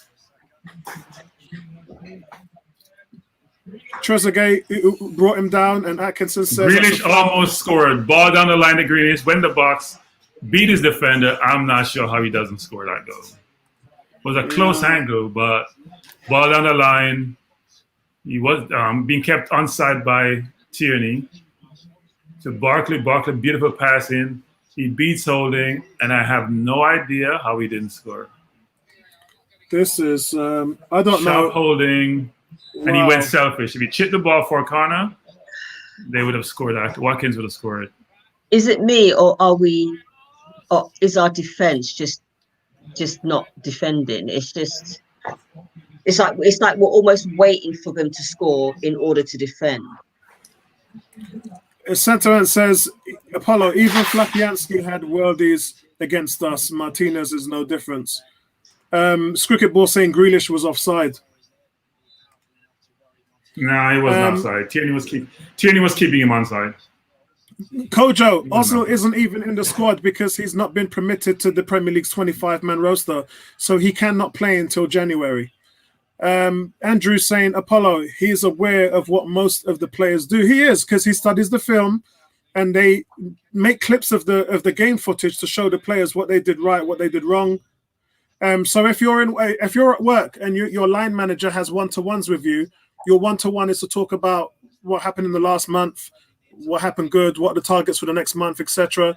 Football players are no different. They have their personal reviews with their managers or coaches in the week. Sentiment saying, Apollo, give Pepe the free role.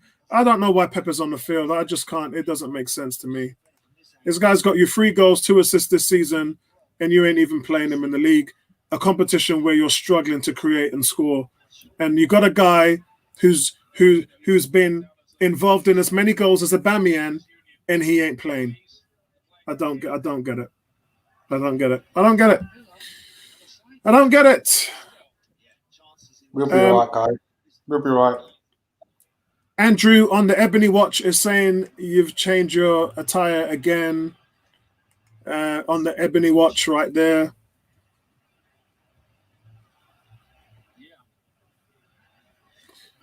Yeah, I mean, Kojo sounds like an Ozil fan, and yeah, I would love to see Ozil in these games, bro. I would just like to see Ozil, period. Even a yellow card. Foul on Sam. Yeah, Grealish, that was well on its way. Grealish is such a quality player. He's what we're missing. He's the best player on the pitch. Man. Well, yeah, he is now. Now Partey's off. We've not heard any feedback by Thomas Partey. Let me check Twitter. It's getting close. 23-20, New York Giants. Yeah, actually, you know what? My stream. Rescue just scored a touchdown. They just scored a touchdown. Yeah. The Giants, they're gonna win. They're gonna win. Giants are very good at giving the game away. They might defend. I wish I was into American football right now. Yeah, now you guys told me that. My stream blinked out, guys. I've been so focused on this Arsenal game. I haven't been giving the Skins any love today. Our forward line is killing us because they're losing the ball in positions that we are trying to run back and Villa counter. Like we can't play football. We're not even counter. Players are too far away from each other. It's poor tactics. More Arsenal changes are required here, man. You'd expect those changes to be made. He's very fortunate that we're still 1-0 down. Yeah, his subs are just always late. Oh crap! Oh, come on.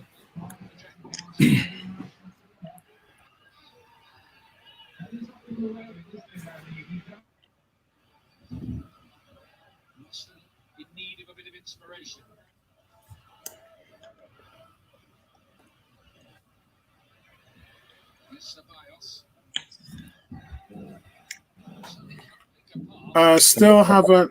Let's see what the prognosis is on Thomas Partey. Okay, Willian is taking a free kick. Sorry, corner. Still no updates on Thomas Partey, guys. Oh, Villa Make it a good one. Make it a good one. Make it a good one.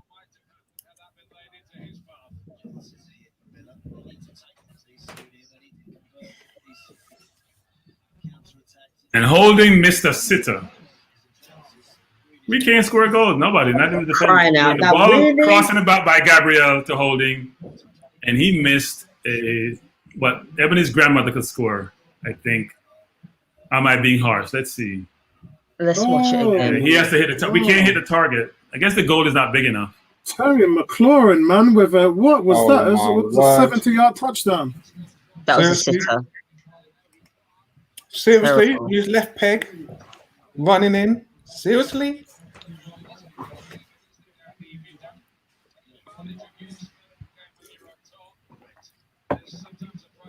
So, Vincey, what's on the menu today? I've got. I had fried chicken yesterday. Today, I've got mutton soup, yam, pumpkin, dumpling, green banana. So yeah, we're doing pata soup today, which is pot. Yeah, we're doing pata soup today. Add some chicken, rice, and peas. Some sweet corn. Oh, that's gonna be a goal. Oh my word! All right, Saka needs to come. Saka is not having a good game either. A lot of them are not having a good game. Guys, what's taking the substitution? So it's annoying. 60. Yeah, but this 60 is minutes gone. this is Arteta. You know, No, this is does that Wenger. now. This is Arsene Wenger. I just Or saw Arsene Holding's miss. Arteta. And Nketiah's coming on. I'm not sure for who. And so is My God. Pepe. Pepe's putting on his gear. So is Nketiah. So Praise the Lord. I don't want to be negative, but this is where you have to put into perspective when you're referring to Arteta as the GOAT. in his first season, because these are the teething things that he's going to have to get under control to adapt and make the right changes at the right time. We used to Arsenal coming out second half and going at teams. Well, we're struggling and we've been overrun for much of the game. He should be seeing this. He should be knowing what's going on and making these right changes and adjustments. And he can. William should have been taken off at halftime. There's no way William should be on the field at this point of the game. I'm sorry. I can't believe Arsenal fans are paying £15 to watch this shit. I'm not. I can't believe it. Why are you surprised, Apollo? Because look what happened in the last game. No, but look at last season. You know, I'm serious. I mean, what are your expectations of the type of football? I keep on talking about it. The type of football that this team is capable of, that they've shown consistency. I've lost all of that, mate. I was done. From me and Bertram talked about 3 weeks ago, and I said that I haven't seen the same type of football on the back end of last year. I let go a long time ago, mate. I said about 2-3 weeks ago that we're going to finish sixth if we're lucky, because the fact that we're not even displaying the abilities that we were on the back end of last year. So for me, I've lost all hope of that now. So guys, Pepe's on the field now. Yep. So yep, double change. Pepe and Nketiah is on for Willian and Lacazette, and that is ridiculous. That, I mean, I'm glad he's done it, and they have half an hour instead of 8 minutes. But come on, bro. I mean, seriously? You okay? Giving them half an hour to change the game. So hold on, guys. Hold on. So let's see what happens. Kojo saying such a kick in the face to Willock, who played well in Europe. I totally agree, bro, and doesn't even get to sit on the bench. I totally 100% agree. Or I mean, what do you have to do? Maybe Arteta's just using him for Europa matches, which is unfair, really, because he deserves a starting spot. Well, look at Xhaka. If you're not good enough in the first team and you get dropped, and then you can play in the... So if that means that Willian ain't good enough, then Willian's got to play in the Europa Cup. It's as simple as that. It's madness. Whoever comes up from the Europa team, drop them to the next team. We saw Ceballos. Ceballos has been dropped, and he came on and played in on Thursday night. Aubameyang's running hard today, man. Aubameyang, I don't even think Aubameyang's had a shot on goal today. I mean, how difficult does it get for this guy? He's just not had the ability to have any shot attempts on goal. So El Nene and Ceballos combine as Tierney crosses a deflection to El Nene, but his shot strikes his own man. I think he struck the shot struck Nketiah.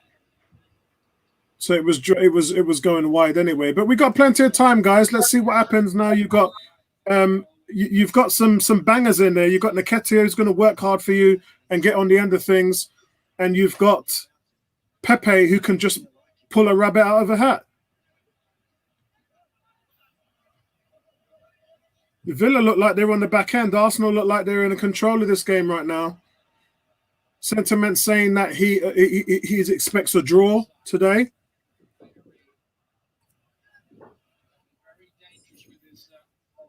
I went for a 2-1 win. I don't know what I was drinking. It was probably that pineapple rum. Arsenal just pinging balls into the box now. They don't care what's going on. They're just like, get the ball into the box, because they know Eddie Nketiah is in there and Pepe's in there. Yeah, but they get the ball in the box with no purpose. When Villa gets into a box, they're playing through the lines, getting the ball in the box, and they've had good chances. We're not really creating a chance getting the ball in the box. We just aimlessly get the ball in the box, and it look at that. comes back out as fast as it goes in.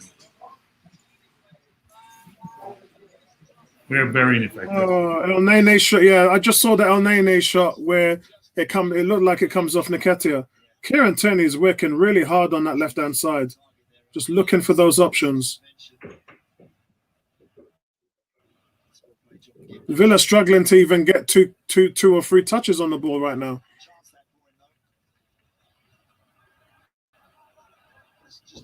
What an awful performance by Willian.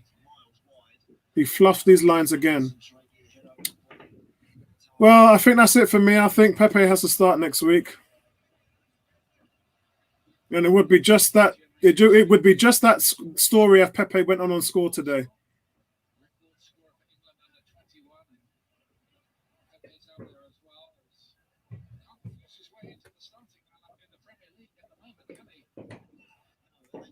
Nketiah just fluffed his line big time. Keep talking about Nketiah. It's not good enough. Just fluffed his line big time. Through on goal, ball hooked up between his feet.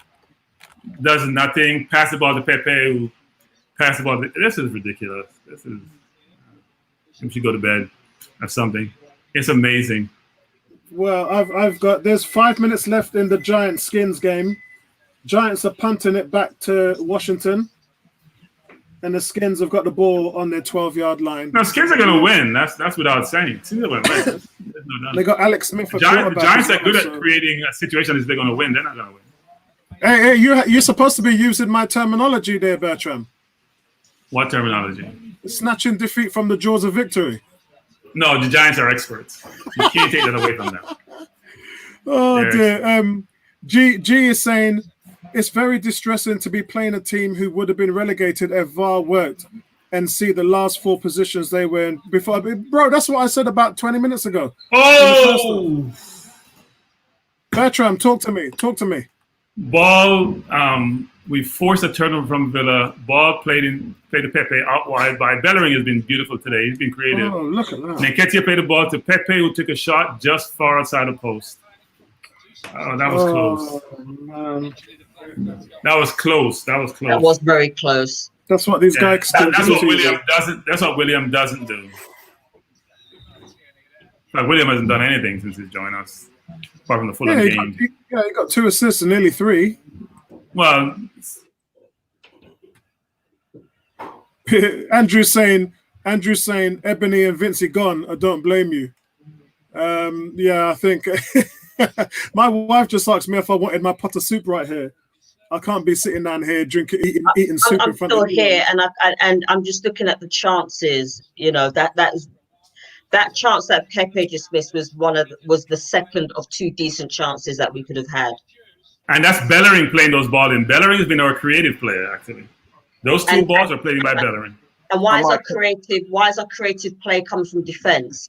And my client that. Bellerin. Gone. My client. Oh, Pepe! Oh. I told you. We told you. Look at that. Bellerin makes that chance. Bellerin puts that ball in there. Pepe. Oh. That would have been a Pepe special. And look, it's coming.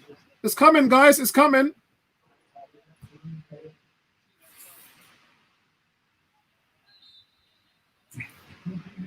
Villa has a corner. Let's see how this goes. Bring up all their tall players, all defenders. People laughed when I said that Bellerin's going to have more assists than Aubameyang this season. They laughed, you know. When you said what? When I said Bellerin's going to have more assists than Aubameyang. He's really getting forward in advanced positions. I like what he's been doing, man. And the goal we let in didn't come from his side, so I'm not chastising him. Goal by Villa, second goal. We fell asleep. Just we talk about Bellerin. Ball played from the right-hand side to the left. The Barkley played it right into Watkins' head. This is ridiculous. Game's done. We fell asleep. The game is done, of course. We fell asleep. That's crazy. That was such an easy goal. Oh, that's like Pee Wee football. Douglas had the ball wide. Nobody pressuring him. Where is Bellerin? That's crazy. That's so simple. I'm watching it now. Grealish is just...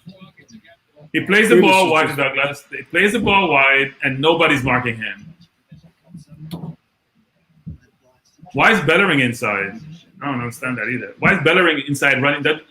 He's not even close to the play. Alex Smith is having a great game, by the way, guys. Alex Smith is just pinging the ball around everywhere. So we can stop here about the great Arteta now, because I get tired of it. He's a good manager. He's not great yet. He's not the GOAT after a few games. He's showing his deficiencies by how he picked his team. Villa is on the break again. This is going to be another goal. It looks Yeah, like really. it looks like Bellerin was in that central Oh, now position. that's a goal, isn't it? What's he doing there? I've just watched the second goal just went in for me. How did Bellerin get into that position in play, in transition, like in the I have no central- idea. Good question. That's how I'm answering the question. I have no idea. Wow. Villa is running riot. It's yeah. We can come back down to earth now. This whole thing about we're going to be tough. Bro, I was down to earth 3 weeks ago when I was talking about our lack of form from at the end of last season. We don't look like the same team. There's We're no awful. pressing. Yeah, this is not good, man. But Awful. Not good. was that Eddie who was tracking back as the It was Eddie. It was Eddie. Bellerin was nowhere in sight. I have no idea what Bellerin was doing. But he was right, but he was playing in the centre back. Why is he the Almost- center? The center has a bunch of players in there. He doesn't need to be in the center. Yeah, but Holding was more right back next to Eddie. So something must have happened during transition because that just looked It completely. wasn't transition. The ball went from left to right, from Grealish over to. Yeah. What I'm saying is I'm not sure. during play for Holding to be in that position further right than Bellerin, and also for Eddie to be in that right back position, something don't look right. Arsenal just look. I don't know why all over the Saka is place. still on the field. Saka has not been in. I mean, I'm not sure why he's still playing. They have nobody else on the bench. I It think should be they're free, 100% right about the Giants. Man, they just don't want to win, do they? Well, No. I'm trying to divert my attention over to the right side of the screen where I can see the game. The Skins are looking, and again, I don't have Lewis Hamilton to cheer me up today either, so it's got to be Skins or nothing at the moment because Arsenal ain't winning today. Kuke saying nobody's mentioned Gabriel. Andrew, all the good work from Man United. It's 3 now. It's 3 now. 3 love Villa. Oh, And shit. to So think we are attacking. We lost the ball at our end, and they counter-attack and scored. We are like, it's crazy. and to think Grealish is just dominating the game. Grealish is the best player by a mile on the field. He's just dominating the game. I took out Martinez for this week. Yeah, Look at guys, this. We're wide open. There's nobody up. I mean, it's crazy. Look at Grealish. Ran past Bellerin, by the way, brushed him off, played the ball into Watkins, who just kicked the ball on the goal because there's nobody there. Where's Holding? So Holding is going to Watkins. Holding needs to go cut off Grealish now. Hold on, guys. that was a sloppy pass where we lost the ball. Yeah. And That's 3-0. and Bellerin just blocked one off the line, or was it Ceballos? So it could be 4. Yeah. It could be about 6. Well, What's yeah, 4? because they had one disallowed. They in had the first goal first disallowed. They had a goal that Grealish should have scored. We look awful. This game is done. We've been sloppy at the back all game. Martinez, did you see Martinez grab that ball out of midair and stop them from getting a header on the back of it? Martinez just took that ball out of nowhere. That's it. It's done. So it's Martinez. It's Leno 3, Martinez 0 at the moment. Redskins got intercepted. The Giants look like they may want to win. Right, almighty. Yeah, We slightly can't pass ahead the at ball moment. for shit. This is ridiculous. This is so bad. You mean Aubameyang can't pass the ball? I've been saying this forever. He can't pass. And That's then his 7th game. So he has had 1 goal from open play since he signed his $350K contract. So I've just seen the William- third goal, guys. Villa are just tormenting, and it all comes from Emi Martinez's early release to Jack Grealish. If you look at the third goal, Martinez's distribution was Aubameyang has quality. been. Apart talk about Aubameyang playing well, he's been awful second half. He just keeps losing the ball, passing the ball to the opposition. Aubameyang. So Emi Martinez releases Jack Grealish. He looks up, he sees Hector Bellerin. He feeds Ollie Watkins, and it's a superb finish on the left-hand side. Dean Smith just is going nuts on the sidelines because Look, his side deserves nothing less. They have been the best team. Certain players should be on the bench for Arsenal. Players like William, Laka, they should not be starting. I do not get it. They're not doing enough to play. And Aubameyang hasn't been much better either. Sorry. You He's the captain. He's getting paid a lot of money. He's poor. You got to play inside. You got to play center forward or don't play. Alex, with all due respect, the ball up for grabs. Say it again, Vincey. With all due respects, the last time I can remember this caliber of football that we're playing was at lunchtime at school. You know, at lunchtime where you just sit down there and you just run around and you don't care because you just want to score. The tactics today is absolutely poor. Oh, the tactics have been poor for quite a long time, man. Poor. Playground the tactics football, on the back end of last year, we ain't even been close to that team. Has Aubameyang even had a shot on target yet? Has he even had a shot yet? I've not seen it.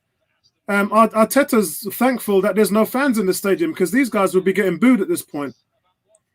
We're not even at the 80th minute yet, and the team, Arsenal should be losing 5-0 at the moment. Barkley and Grealish are having a field day. They're just having fun. It's like playground football. They just get the ball and they dominate.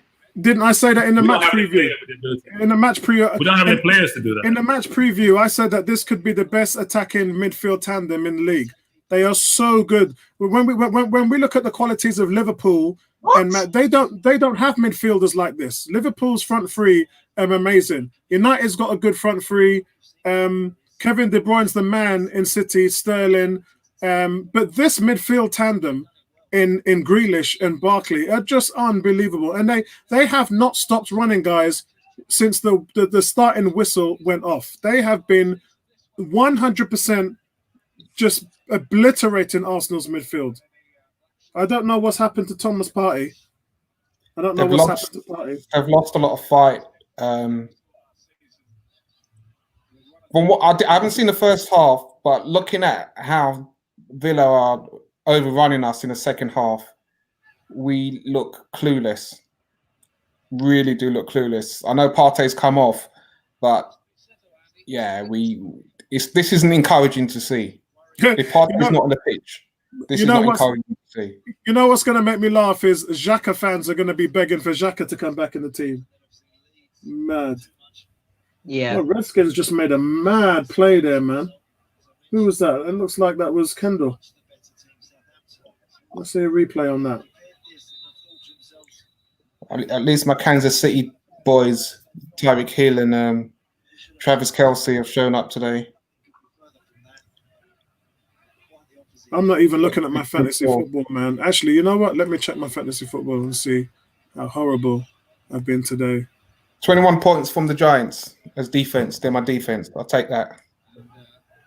Oh God, I am blowing. My fantasy football. I'm blowing the team away. I'm playing. Russell Wilson's having a tough night. Yeah, Justin Jefferson, wide receiver, Vikings, is doing well for me. John Brown, Buffalo's got 8 catches, 100 yards. Yeah, they're getting turned over. Buffalo 41, Seattle 27. Edwards Adele's had a good game for me. McKissick's had a good game. Kirk Cousins has played well today. Yeah, it looks like my fantasy team's doing really well. I can't believe I've still got Sam Darnold on the team. He needs to get cut. So, guys, Arsenal, dreadful performance today. Villa are the first to every second ball. For Arsenal, this is the result that you don't want to see linger over an international period. Arsenal have been absolutely dreadful today. Still created nothing. Not even hit the back of the net. This is worse than the Leicester display. Arsenal don't even look close to scoring. And that's because you've played the same tired players. And when you play the same tired players, you get the same tired result.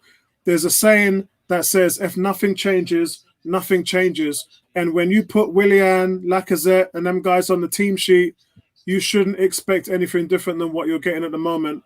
And it's awful, guys. And you've not put Joe Willock, a guy who's a star in the making, you ain't even put him on the bench. And there's no explanation to that already. Absolutely no explanation for that. Carletto says Arteta is out of his depth at the moment. I can't really say that. They've just come off a 1-0 win at Old Trafford for the first time in 14 years. And he's trying to figure it out in his first year. And we need to be patient because it's a work in progress. But at the same time, I always talk to you guys. Look, there's the hand signals again. I'll do it again. Yeah. Pamper your expectations. We need to give this team time to figure it out, man. And if we're expecting too much, then half of that is on us. And we have to, as fans, hold our hand up. But at the same time... We're at home getting beaten 3-0 by Aston Villa. Yeah.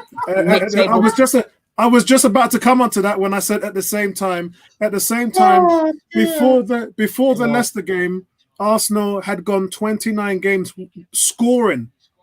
Arsenal at home had 29 games in a row where they scored at home. And we have gone against Leicester where we didn't hit the back of the net. And again, we're playing today where we haven't hit the back of the net. And that is absolutely unacceptable. After going 29 games where we've scored at home, we don't even look close to scoring at home. And even if you get a goal now, it's a consolation. We're not scoring. Guarantee we're not scoring. Even Mikel. Guys, we don't really score goals. We don't score goals. Think about the last 4 games. How many goals we scored in the league? Mikel is saying, where is Willock? Bro, Willock ain't even on the bench. CJ saying FA Cup, it didn't pay pro for the cracks, bro, because we're not even playing in that same rain. You know, where is Maitland-Niles? Where's the same tactics? Where was the ability and the mentality that we had to go and attack teams? Villa have outrun Greenish is playing against boys. I'm serious. Greenish is playing against boys. You'll see this play coming up, Apollo. He's playing against boys. Villa have attacked us. They've outworked us. They've done everything that we were doing to other teams on the back end of last year. They're doing to us. Giants have won the game. Oh, thank God for that. I can take that off now. Well, the Giants have won 2 games this season. Both of them have been against the Redskins. That's why I said division. Whoever wins this game wins the division. And do you know what makes me laugh, right? That the manager, the head coach, has benched Dwayne Haskins, hoping to get a result against these guys, and he ain't picked up any results at all. So you're there blaming Dwayne Haskins for the problems of this team, and I'm actually glad he benched Haskins. I'm actually glad because it's got nothing to do with the kid. The kid needs developing. He needs to play and grow, and you stopped that because you thought you had a chance to win. And yeah. I gotta say, you made a comment towards Carletto's comment about Arteta being out of depth. But I think there is a degree of validity there when it comes to tactics and in-game decisions. Because today, I've only watched 50 minutes of play, and it's been shocking. I haven't seen the whole game, and we're home. This is poor. I mean, Villa got taken to the sword last week against Leeds. Yeah, but you know Villa are going to turn up, and these games aren't giveaway games. These are Arsenal Villa games are tight games, but we look poor. Bro, this team beat the champions 7-2. Yeah, that's all I'm saying. So you got to look at the midfield. You've got to look at how you're going to pack the midfield. You're going to look and see if you're going to play an extra man in defence. It's poor. Yeah. I have to call it as it is. I can't defend him just because he's our manager. It's poor.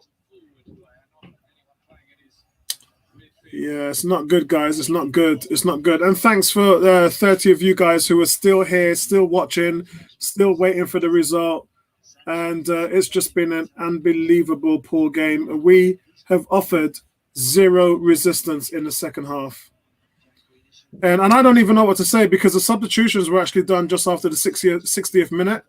So there was enough time to, but we've lost the game in the midfield. I'd like to hear you guys match play ratings though, because I don't think.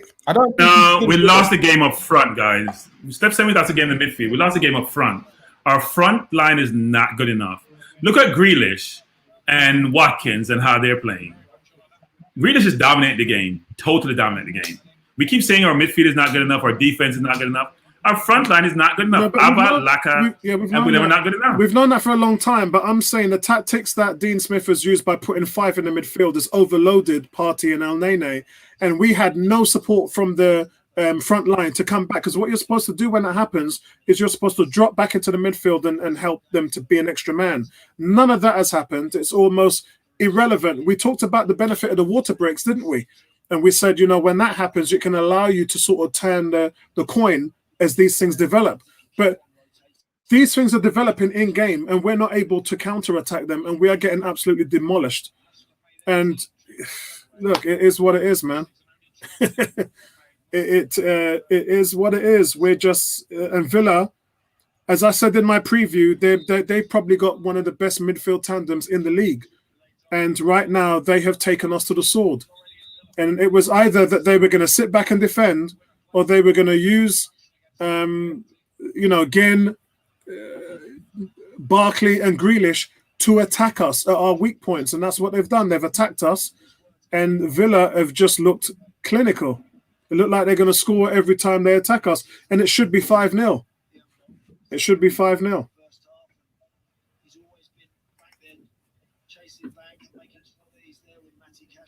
To think, guys, this was a team that should have got relegated at the back end of last season, and look what they're doing to us at home.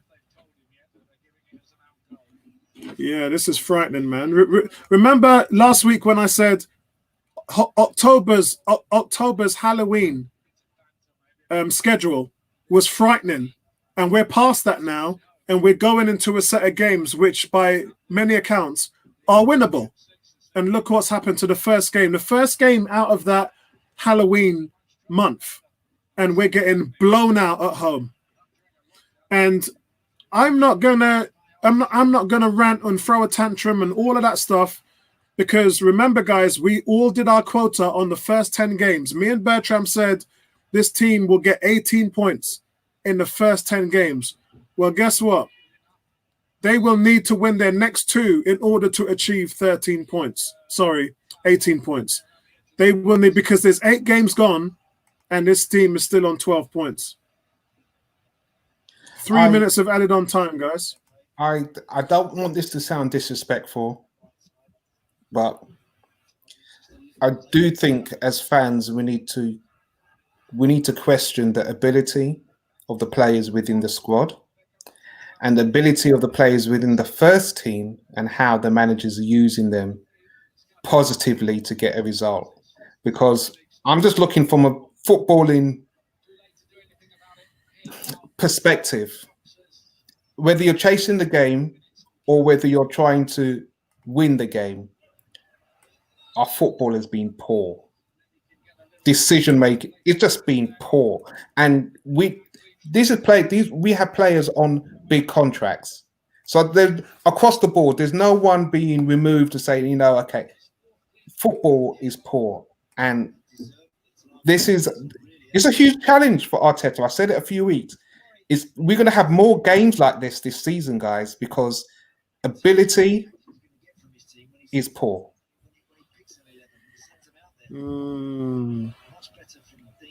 Love my team, but poor football is poor football. Yeah, you got to call it out where you can, mate. You got to call it out.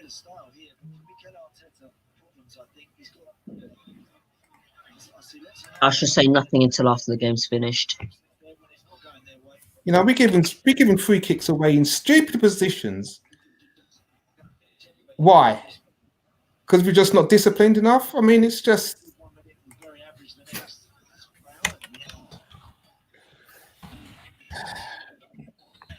Grass goalkeeper. I want to listen to your guys' match ratings, because I want you guys to really put it this way: nobody's getting higher than a 5 from me. Wow.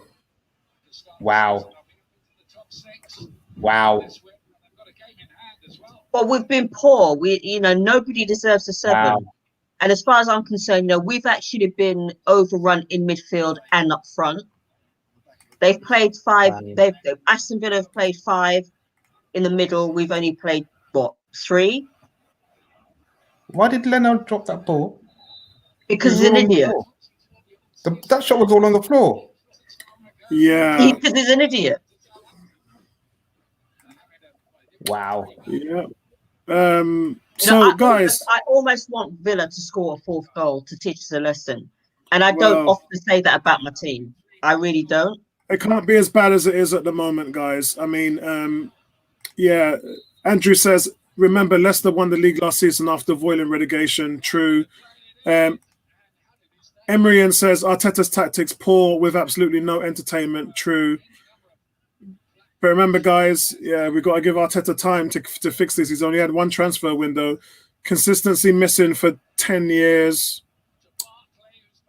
Don't get too down on yourselves, guys. Don't get too down on yourselves. Look, guys, I'll take 6th place in a cup. D, I'll just take 6th place right now because I'll just take 6th place right now. My concern is we've gone to a 4 at the back. We don't have David Luiz. We've lost Partey because of injury. And there seems to be a slight problem there. CJ saying we're finishing 8th this season. You're probably right, my friend. You're probably right. I'll tell you what I've seen. We're not even in the stadium.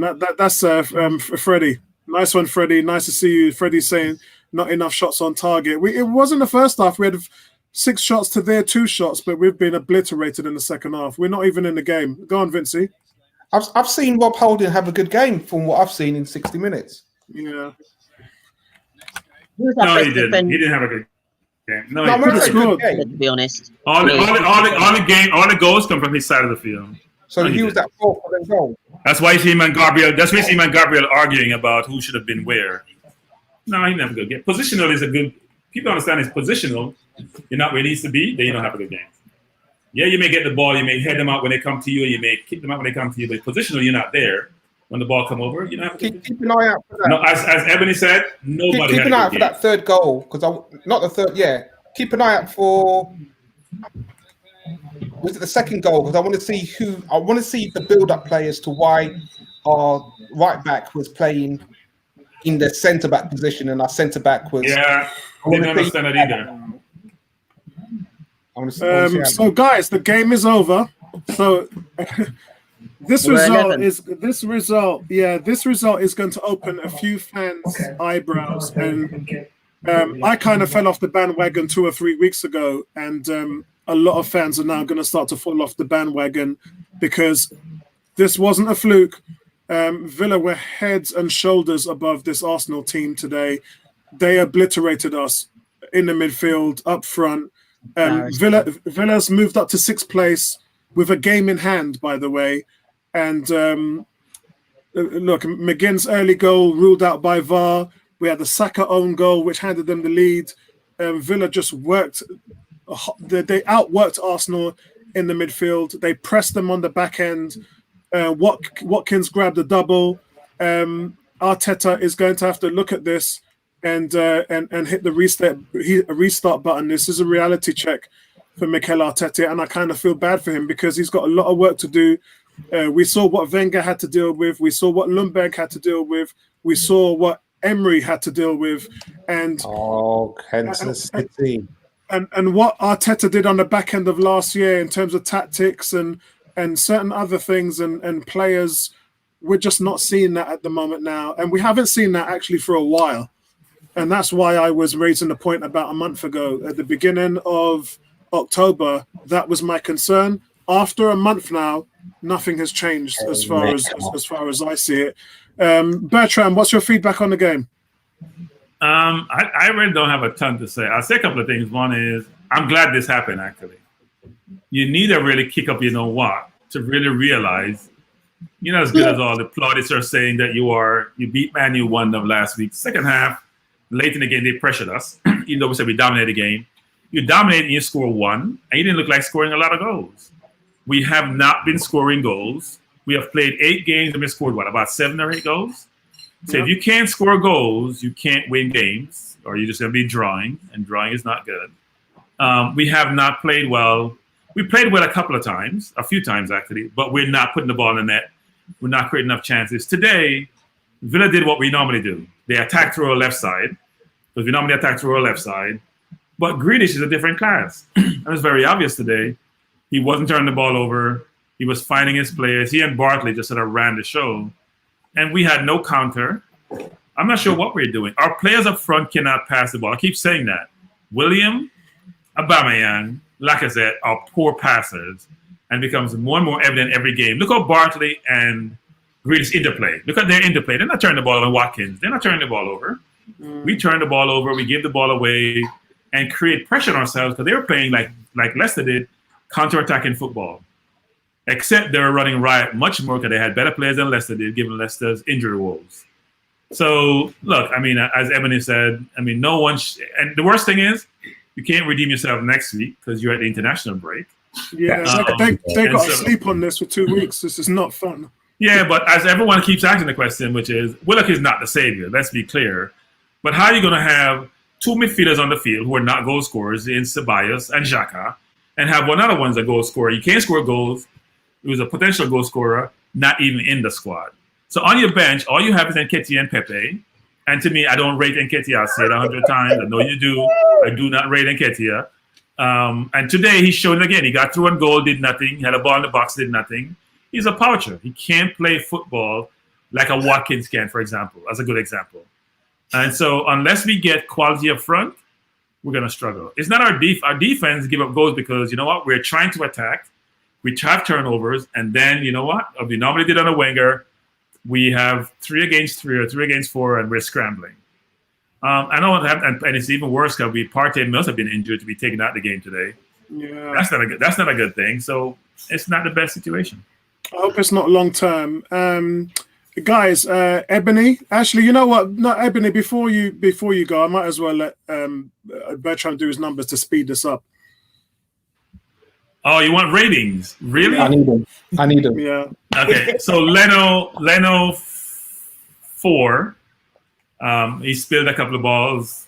I don't know if he could have saved any of those goals, but it doesn't really matter. When you let in 3 goals, I can't give him another 4. Bellerin, I gave a 5. I thought Bellerin had 2 situations where he created assists that should have been scored, frankly. Yeah, I agree. So offensively, he was good. Defensively, Grealish had them all on toast, so he gets a 5. Gabriel gets a 4. He wasn't in the game today like he normally was. Yeah, he wasn't dominating like he normally was. He was scrambling all over the place. Holding gets a 3. I think we're saying Holding played well. No. Positionally, he wasn't there. And all 3 goals and the chances came from the left side. Nothing came from the right, apart from Saka. And it didn't come from the left when Saka scored. Nothing came from the right. They all came from the left, which is Bellerin and Holding side. Tierney, I'll give a 5 to. I think offensively he did really well. And defensively he did okay, actually. Because as I said, all the attack came from the left side. In the midfield, El Nene and Partey, I'll give them the same grade. They both get 4 to me. They were losing the ball in midfield, weren't imposing themselves on the game. They were okay. Saka, offensively, he wasn't as great as he normally is. Defensively, he wasn't there either. He also, all the midfield gets a 4. They all deserve. And up front, I'm not spending time on them. William gets a 1. Aubameyang gets a 3. And Lacazette gets a 2. For the subs, Pepe get a 5. I thought Pepe did okay when he came on and looked dangerous. Nketiah gets a 1. I don't think he did anything. And I thought he had a great chance, which he fumbled. 1. And so that's the rating. Nketiah would probably get a 0. I'm not a big Nketiah fan, I'll admit. But he didn't do anything today. He came on, fluffed his lines. When he had the only clear-cut chance and goal he fumbled. And the ball he got it back to try to turn, he could have done better with. So I'm being generous with a 1, frankly. Actually, I'm being generous with Williams' 1, not Nketiah's. William shouldn't have gotten a 1. William has been awful for the last 7 games. And Arteta gets 0. Seriously. If you're Arteta, and let me just finish, Apollo. Arteta, and you have played William for the last 5 games, including Europa League, and he's been poor, why is he starting? Yeah, I know. Laka has scored 3 goals. Laka has been poor. Why is he starting?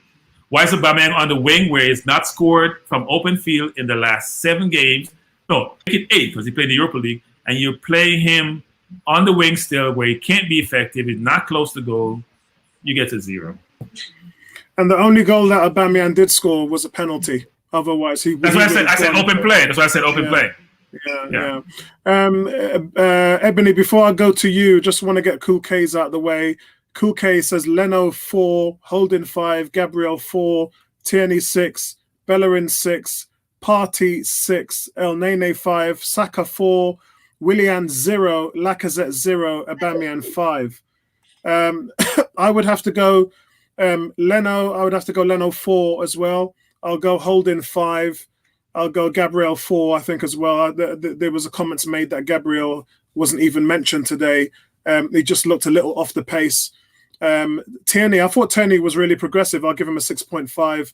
I thought he was one of the bright spots in the game. Plenty of crosses, plenty of running, picking the ball up and going past people, challenging that left-hand side and getting some really decent balls in the box. And that's what he's paid to do. So you can't chastise him for having that kind of creativity. Bellerin, the same kind of thing on Bellerin, but not as much. Bellerin in advanced positions, putting some nice balls into the box and just really not getting the dividends. He's got 4 assists for a reason, and that's because he's really upped his game in terms of how he played. However, some of the play with the goals that we let in and it came from that left-hand side at the back. That right back position, and you've got to ask why he was getting pipped when that overlap was played by Grealish, and he just got ripped a couple of times. And you know what? I'll give Bellerin a 4. I think I'll give him a 4. Partey, I'll give Partey a 5. Struggled today, and so did El Nene. I'll give El Nene probably a 4 today. Saka, I'll give Saka a 3. I don't think Saka played well at all today. Willian and Lacazette, boy, probably get a 1 each. And that was for putting on the shirt today and getting on the field. Aubameyang, I thought, had a decent game today. Really worked hard, got a lot of crosses in, backtracked. I'll give him a 5. He had a 5.5 maybe. I thought he had a decent game today. But we don't want you playing out on the side, putting in crosses and creating chances. We want you in the middle, getting on the end of things, scoring goals. And while it worked for you in the systems previously before, it's not working for you right now, Arteta. And if you remember I said, if nothing changes, nothing changes. If you keep doing the same things every week, the same system, the same players, the same style, you're going to come out with the same result. And at some point, you're going to have to change it in order to see change. Even if you just get rid of the whole lot and put that Europa Cup, put Reece Nelson in, play them young kids, do something different. Because if you do the same thing, you're going to get the same result. And that's evident in your last 3 or 4 performances. Yes, Man United was a win last week, but if that penalty wasn't given, it would have been a 0-0 draw. This team is not scoring. It's not creating. And I know we've been playing easier teams in the Europa games, but every week in the Europa, we're scoring 3 or 4 goals. And that's because your players are just different. And they have different mindsets, different skill sets. The way that they look after the ball is different. The way that they work hard and backtrack is different. And I think you're just going to have to say to your veterans, look, guys, it ain't working out for you right now. I'm going to change it this week just to freshen things up. I think you're going to have to do that in the next game because right now, these guys, they're letting you down. And that's all there is to it. I agree with Bertram's marks on the substitutes, obviously, except for Eddie. I thought Eddie obviously gave us that spark in terms of his running. Should have done better with the chance that he had. Pepe, again, looked like a bright spot. Half an hour is not enough for Pepe because history tells us that Pepe takes time to warm up and get into games. So, yeah, that's on you. Pepe should have started today. I think Nketiah should have started today. I think Willock should have been on the bench and Willock should have come on and added something different to the game. The thing about Lacazette is this, guys. Lacazette can come on in the last 20 minutes and add something for you because he can use that 20 minutes to use up what little energy he has. But when you're playing him for this type, he just completely evaporates out of games after an hour. And I talked about carrying players. You're carrying an awful lot of players right now. But as the manager, you got out-coached again. You got out-coached. Yeah? You got out-coached, bro. You put your hands up. You got out-coached. Dean Smith, he got the better of you today. He overhauled you and overloaded you in the midfield. And and you didn't have an answer for it. Ebony. Today's game was piss poor. Overrun in the midfield, as you said.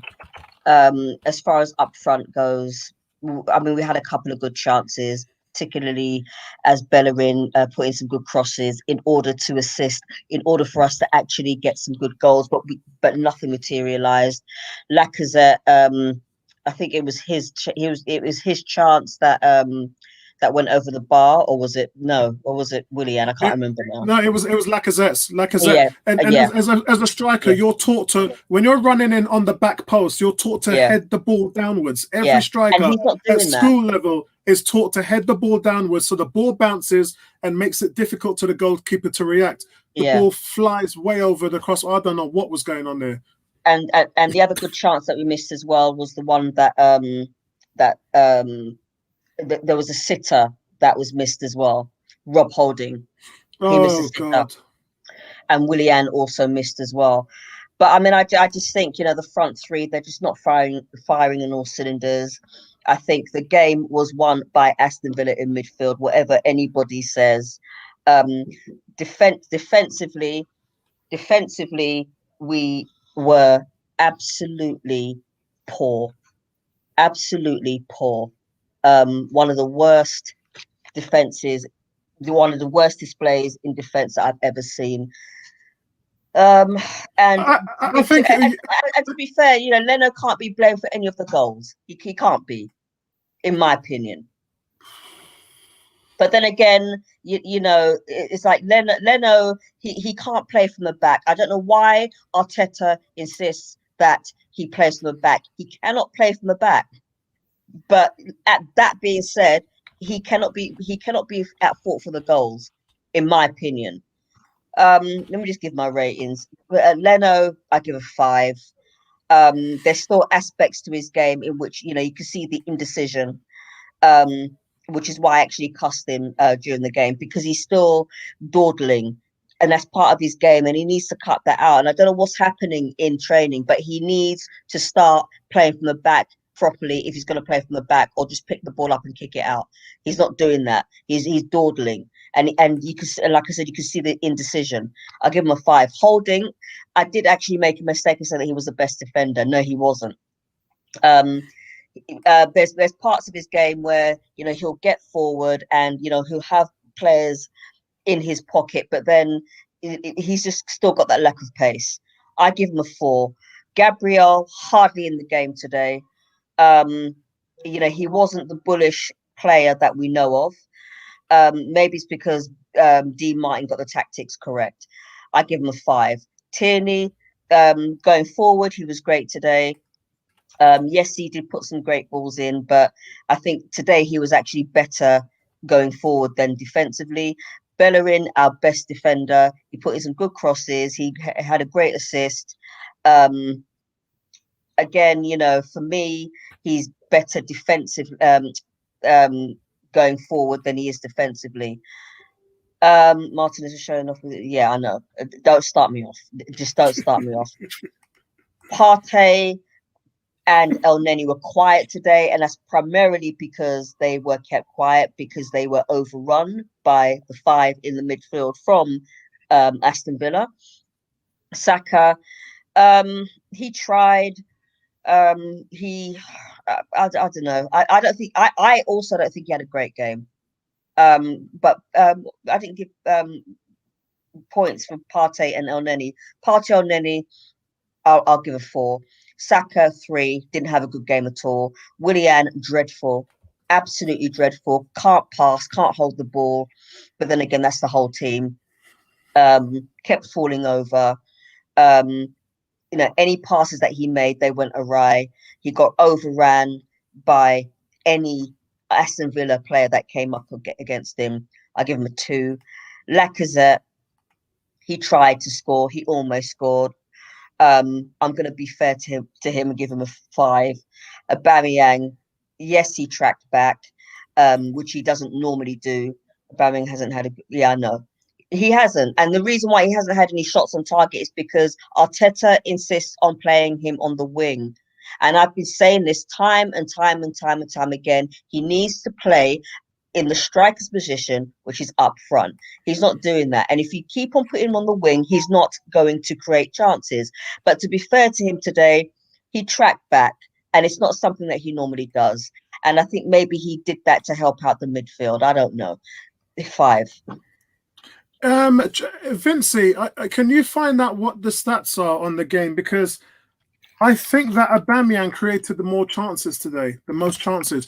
He's already number 1 in the team in chances created, which I find astonishing. But I think today was also the same case. Anyway, I'll have a look for it. You give your ratings. You'll give your ratings. Well, I'm going to reserve my ratings in full because because you didn't see the first half. Right, yeah. But what I would say is I saw the 3 goals, and what stands out for me is when Louise is not playing and we're not in control of the game, there seems to be a lack of leadership in defense, because that second goal, if you look at the transition of play that went on before, we have Bellerin playing almost like a centre back. You have Holding almost as the right-sided centre back, and you have Eddie playing almost in the right back position. And this is before the ball was crossed over. So you've got to ask yourself the question, who's telling who where they need to be? When that ball came over, all that happened was Eddie came back, Holding went right, and the ball was in the back of the net. So you stop and you think, okay, who is leading at the back? Again, the third goal, Martinez to Grealish. Grealish runs down the side. The player comes over to the left. First shot, Leno comes out. He didn't make himself big, but he came out and ball's in the back of the net. And you're looking and you're thinking, who is leading at the back? Even if Partey's gone off injured, we don't know. But at the stages of the game, we were still 1-0 down. And for me, I'm looking at the game and I'm seeing, if we're not bossing the game, we lack the mentality up here to be focused and to not lose by 2-3 goals. This game could quite easily ended 1-0 if there was a consensus of fight and determination and the right tactics being used to even defend properly.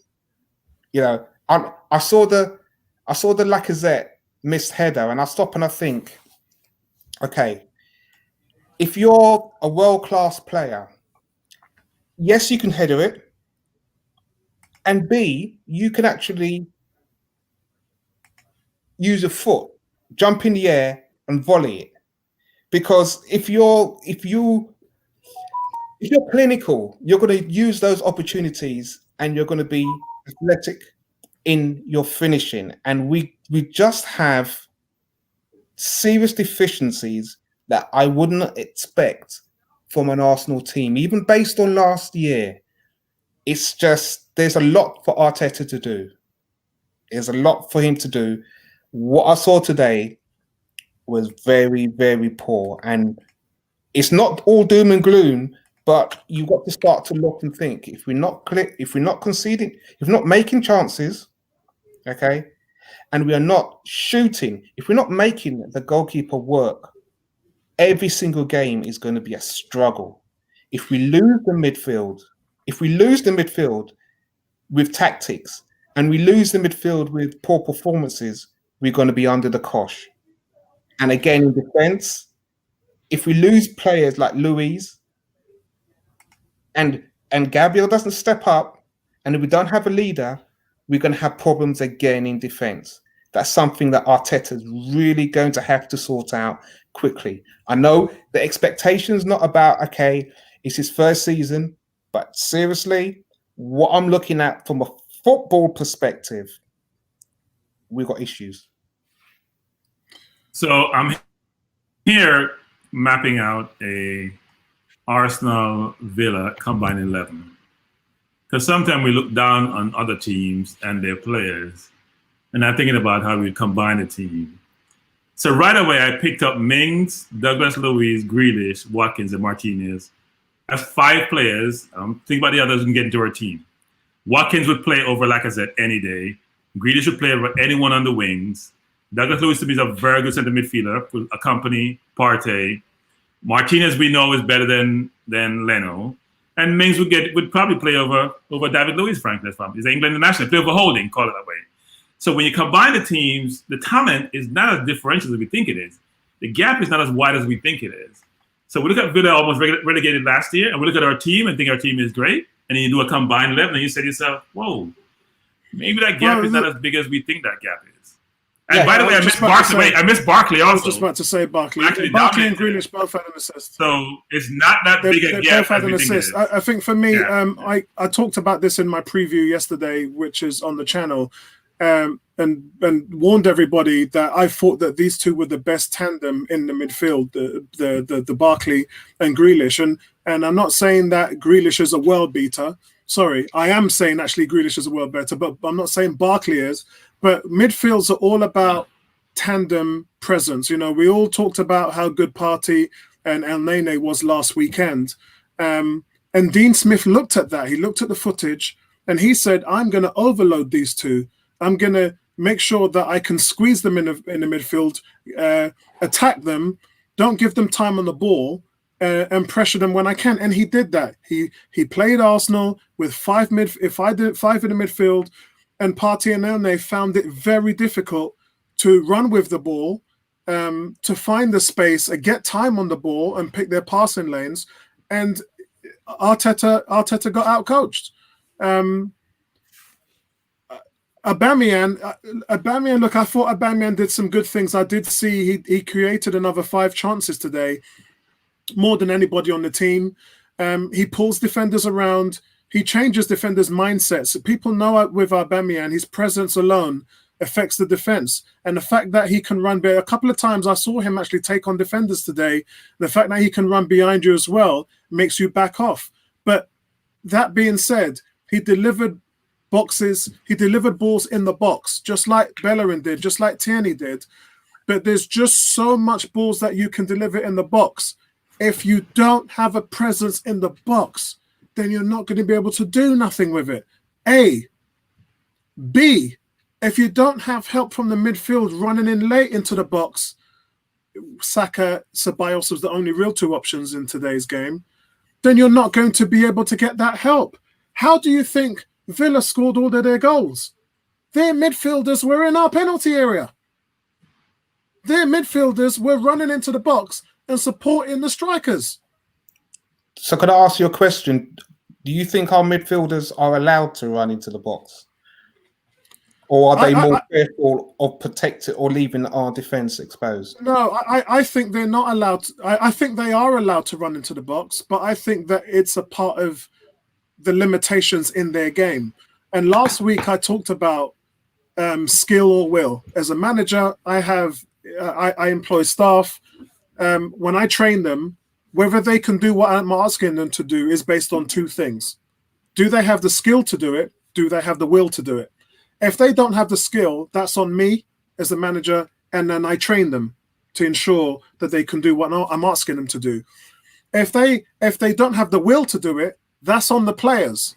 And when I talk about people like Joe Willock has that ability to run into the box like Aaron Ramsey and cause havoc, because you have to account for him. He's the extra man.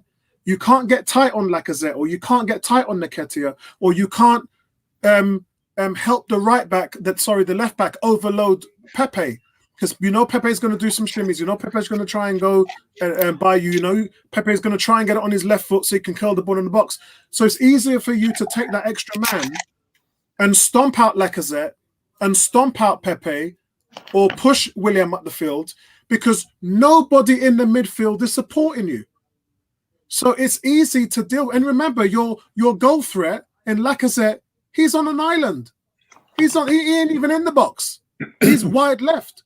So you've got, as a defense, it's easy to set up against Arsenal because you know that the threats are limited. And then you can escalate Bertram's point in terms of we don't have that much intelligent players on the ball, you know. So I'm talking about the Ozils, Dennis Bergkamp, to even Martinelli. So we're talking about someone with a high IQ, a high football IQ that knows how to hold on to the ball, can spot a pass and play and thread a pass through the eye of the needle. We don't have that at the moment. Our ball retention, our creativity on the front three is lacking. So when you're in a position like that, it makes it extremely difficult to create scoring opportunities. So, and for me, to have Willock give you 2 displays back to back, where your manager says you were phenomenal, your ability to run into the box and your ability to get into the box and make things happen is amazing. That's what Mikel Arteta said. So the midfielders that we have playing at the moment, the Ceballos, all right, Saka had a bad game today. He's not normally like that. Normally he's the guy who's more creative than Willian, bar none. But today he had a bad game. And look, he's 19 years old, and you're not going to turn up in every game. As the manager, it's your ability to identify those weaknesses and make those changes. But you're carrying Willian. Willian hasn't done it for you, and you're playing with one less player. I've made these points about Xhaka in the midfield. When you have a guy who's dragging his feet and not doing enough, he's not giving the team anything, you're then playing with 10 men. And as long as this team you've alienated one problem with putting Xhaka on the bench, now you've got another in Willian. And I did talk about this in my preview, which went up on the channel yesterday. I talked about the team dealing with these issues where you're carrying players and putting people on the team. Play your hot hand. In the NFL, teams go with 2 running backs. Why? Because if you give one running back a couple of carries and he ain't doing nothing, you send the next guy in and give him 3 carries. And then you alternate, and whichever guy has the hot hand, you give him the rest of the carries for the game.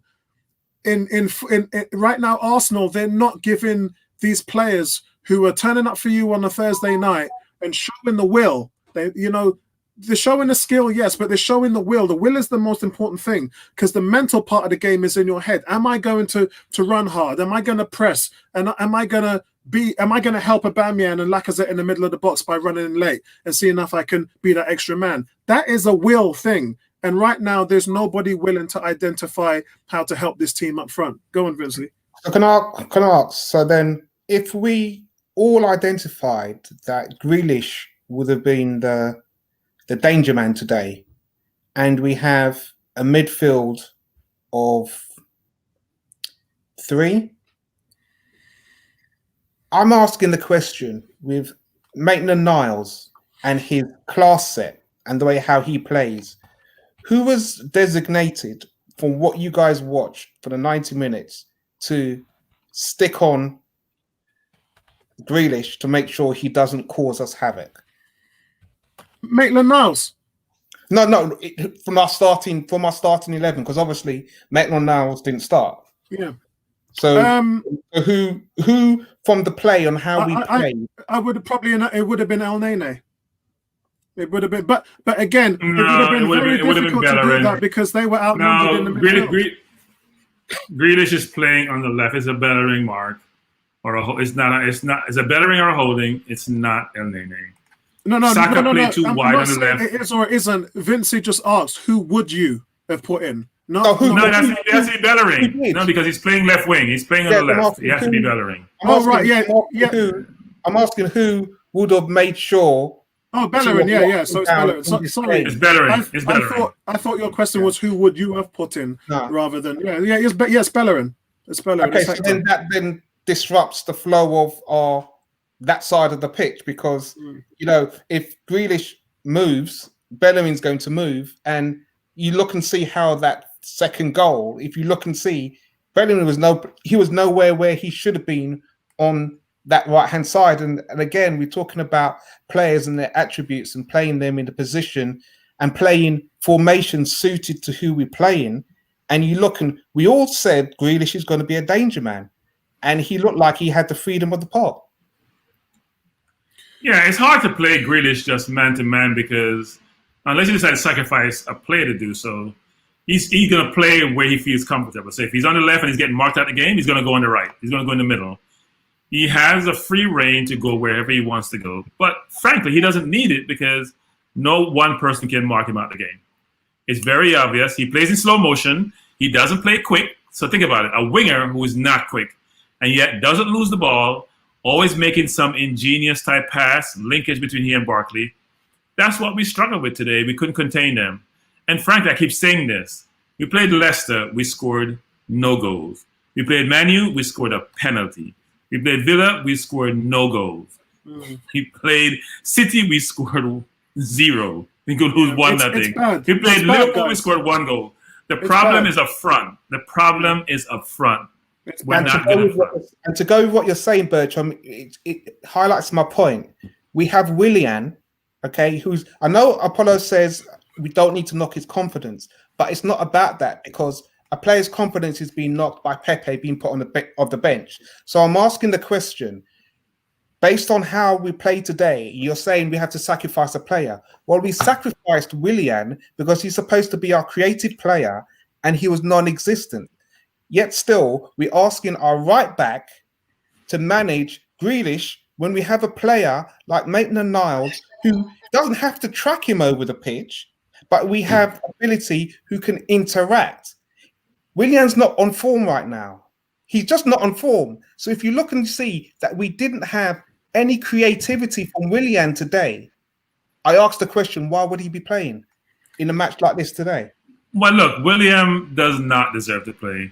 William played in midweek in the Europa League, and William was awful. Well, I would say awful. He was average. William hasn't played well since the first game of the season.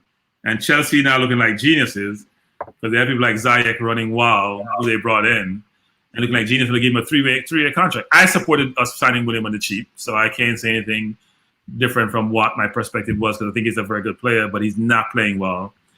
Here's what happens, Vincey. So I'm a player, like a Willock. I'm watching all these games. I'm not even in the squad. I see William just stinking up the joint, and I'm not even in the squad, and he's playing every week.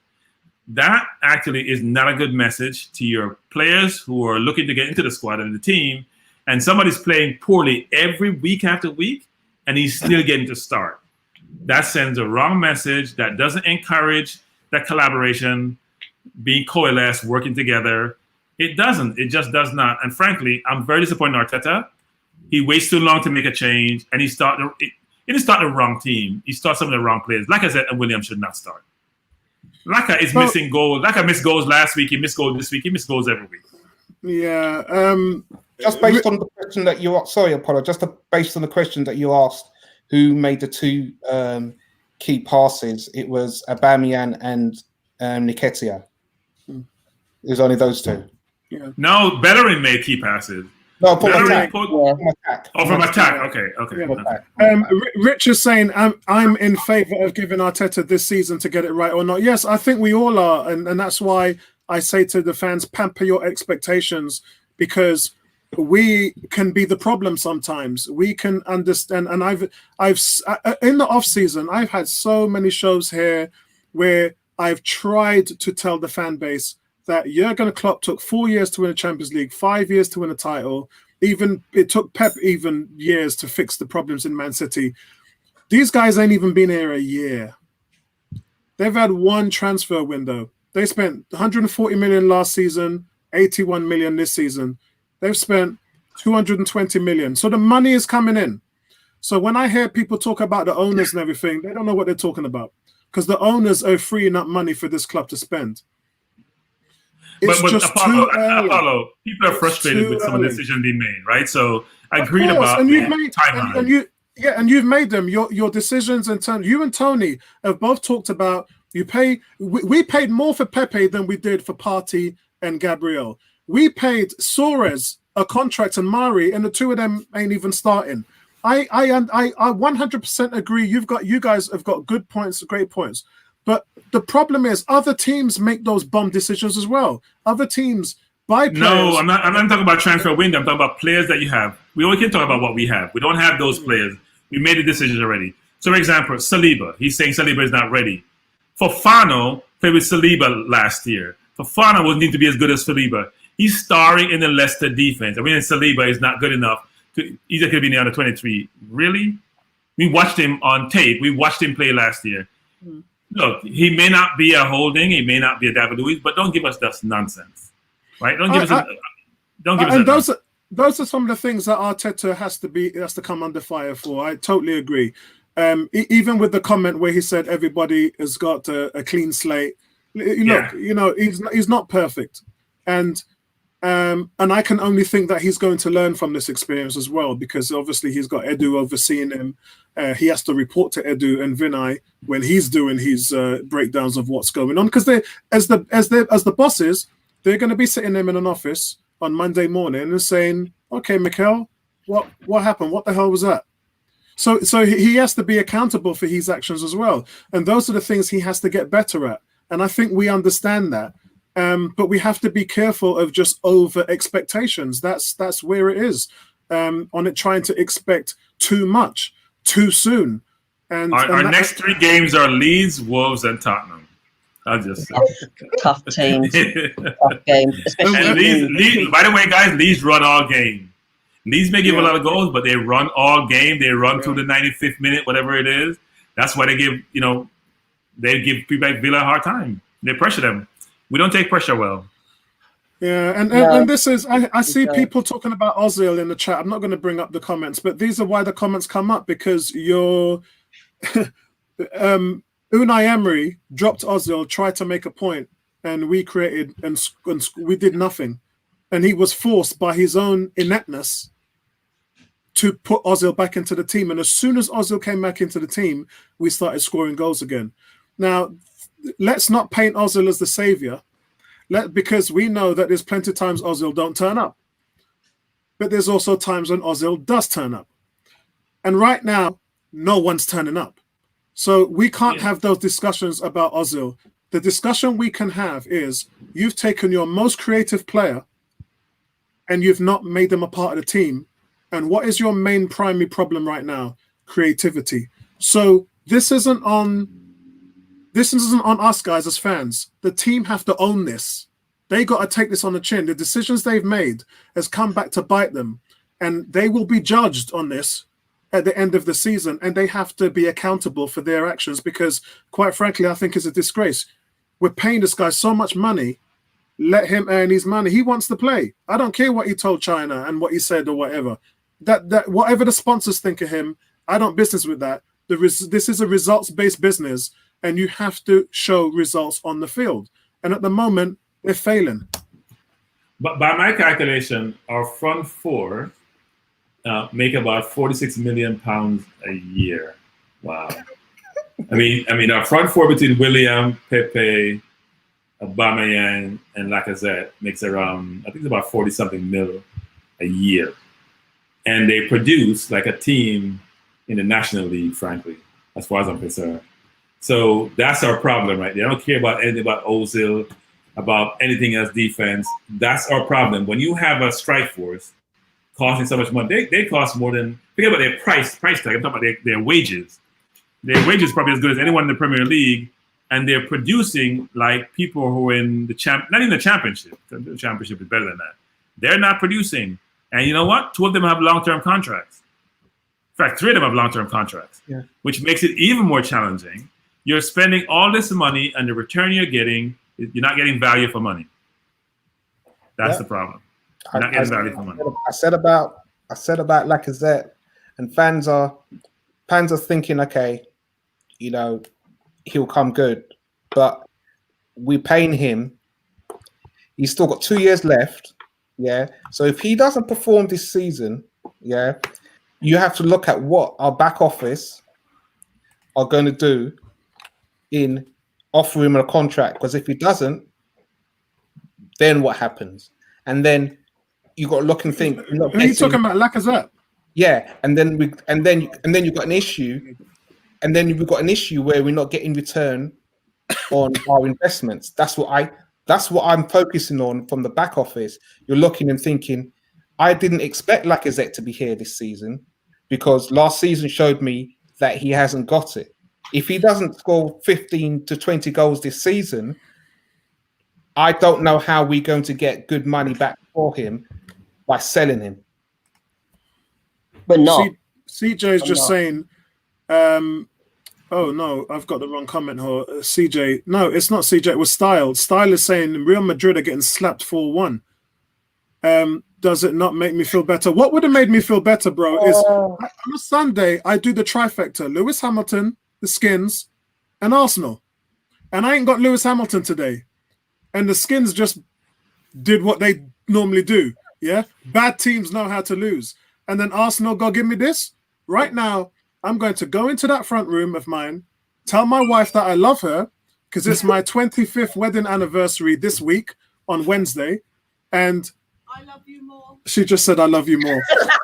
Oh, man. Live online with about 50 people watching. Nothing better than that. She's actually got the stream on her phone, so I wouldn't be surprised if she sends a message. But, you know, right now, I'm going to go and spend some time with my family and try and rescue what I can of this evening to put a smile on my face. Heck, I might just go and turn on CNN or Sky News. We have news from the States for you. We have good news from the States.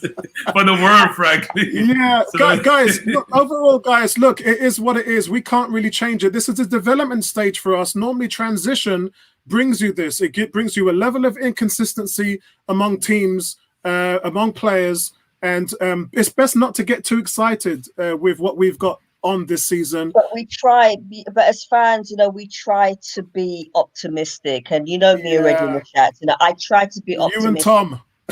but you know, but when you see performances like today, it's just so draining. And we have a team out there, but it's just trying to find that mix, that proper balance, and you know, having the guts to say, look, you know, Willian, you're not playing today. Sit down.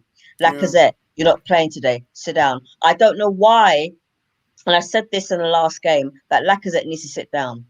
Seriously.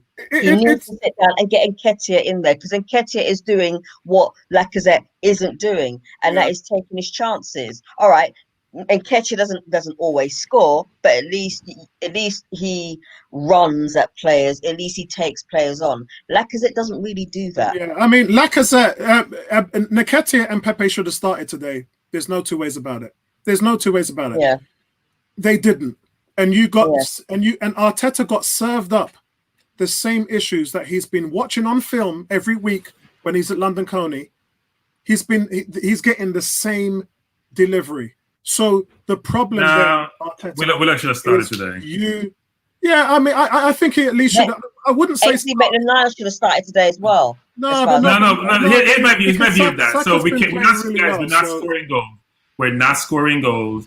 He looked like he can put the ball in the net. At least get in the position, put the ball in the net. If you want to play Saka left, Abba in the middle, anybody on the right, it doesn't really matter, and put William in the 10. Then that's how we should have played it. The way we played it today is not the way to play, because those four are not producing. And Abba now is in that mix, because Abba has scored one goal from open play, and it's in the first game. He hasn't scored a goal from open play in the last 7 games. That's significant.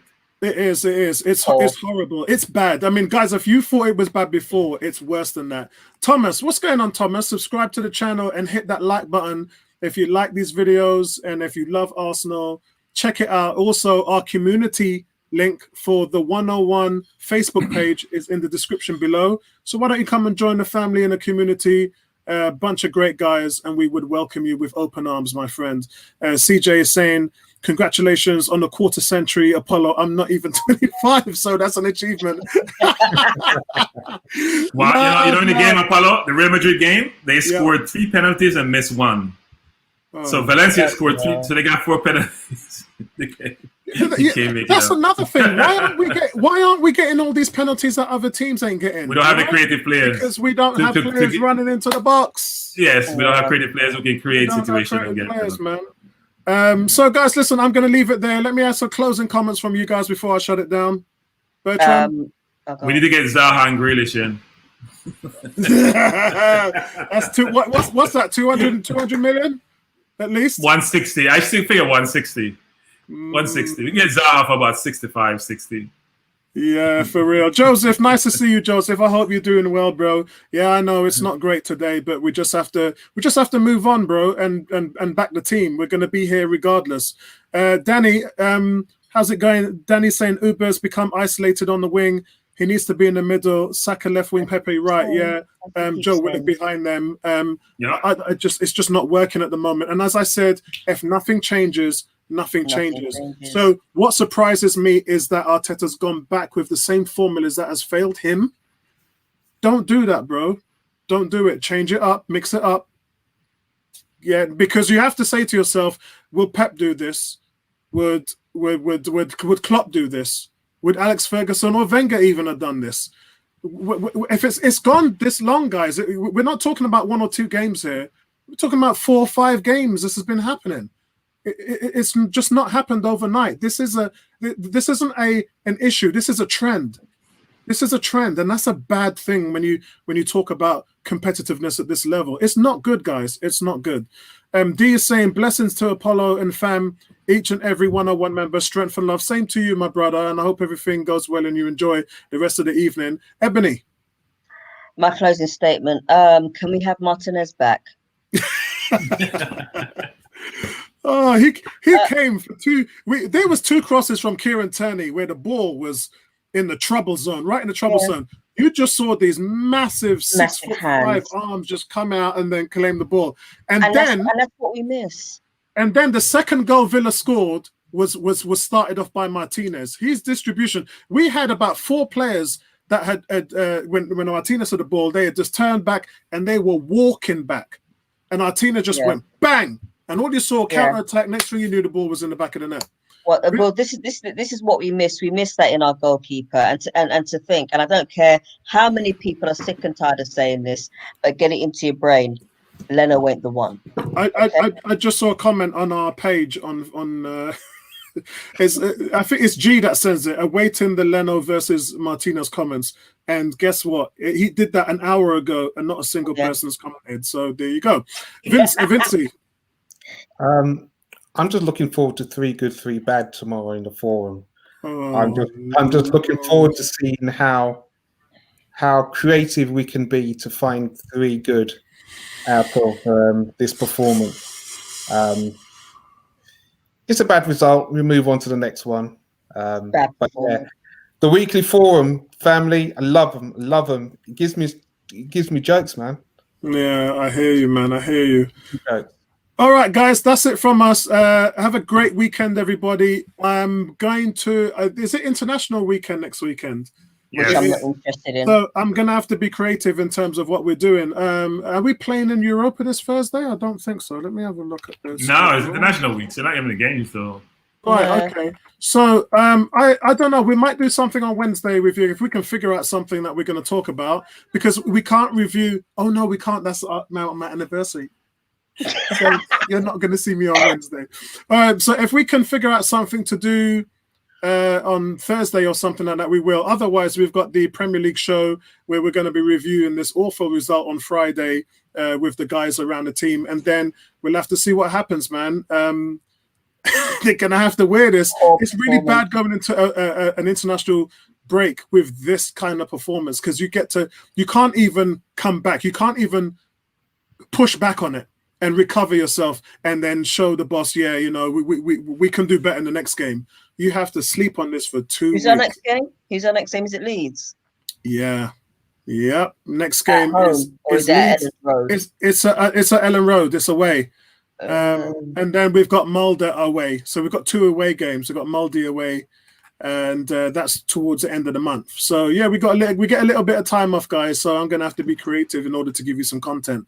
All right, speak to you guys later, man. Happy anniversary. Yeah, thank you, guys. Happy anniversary, Paul. Nice one, guys. And we're smiling here in the States because we're not democratic again.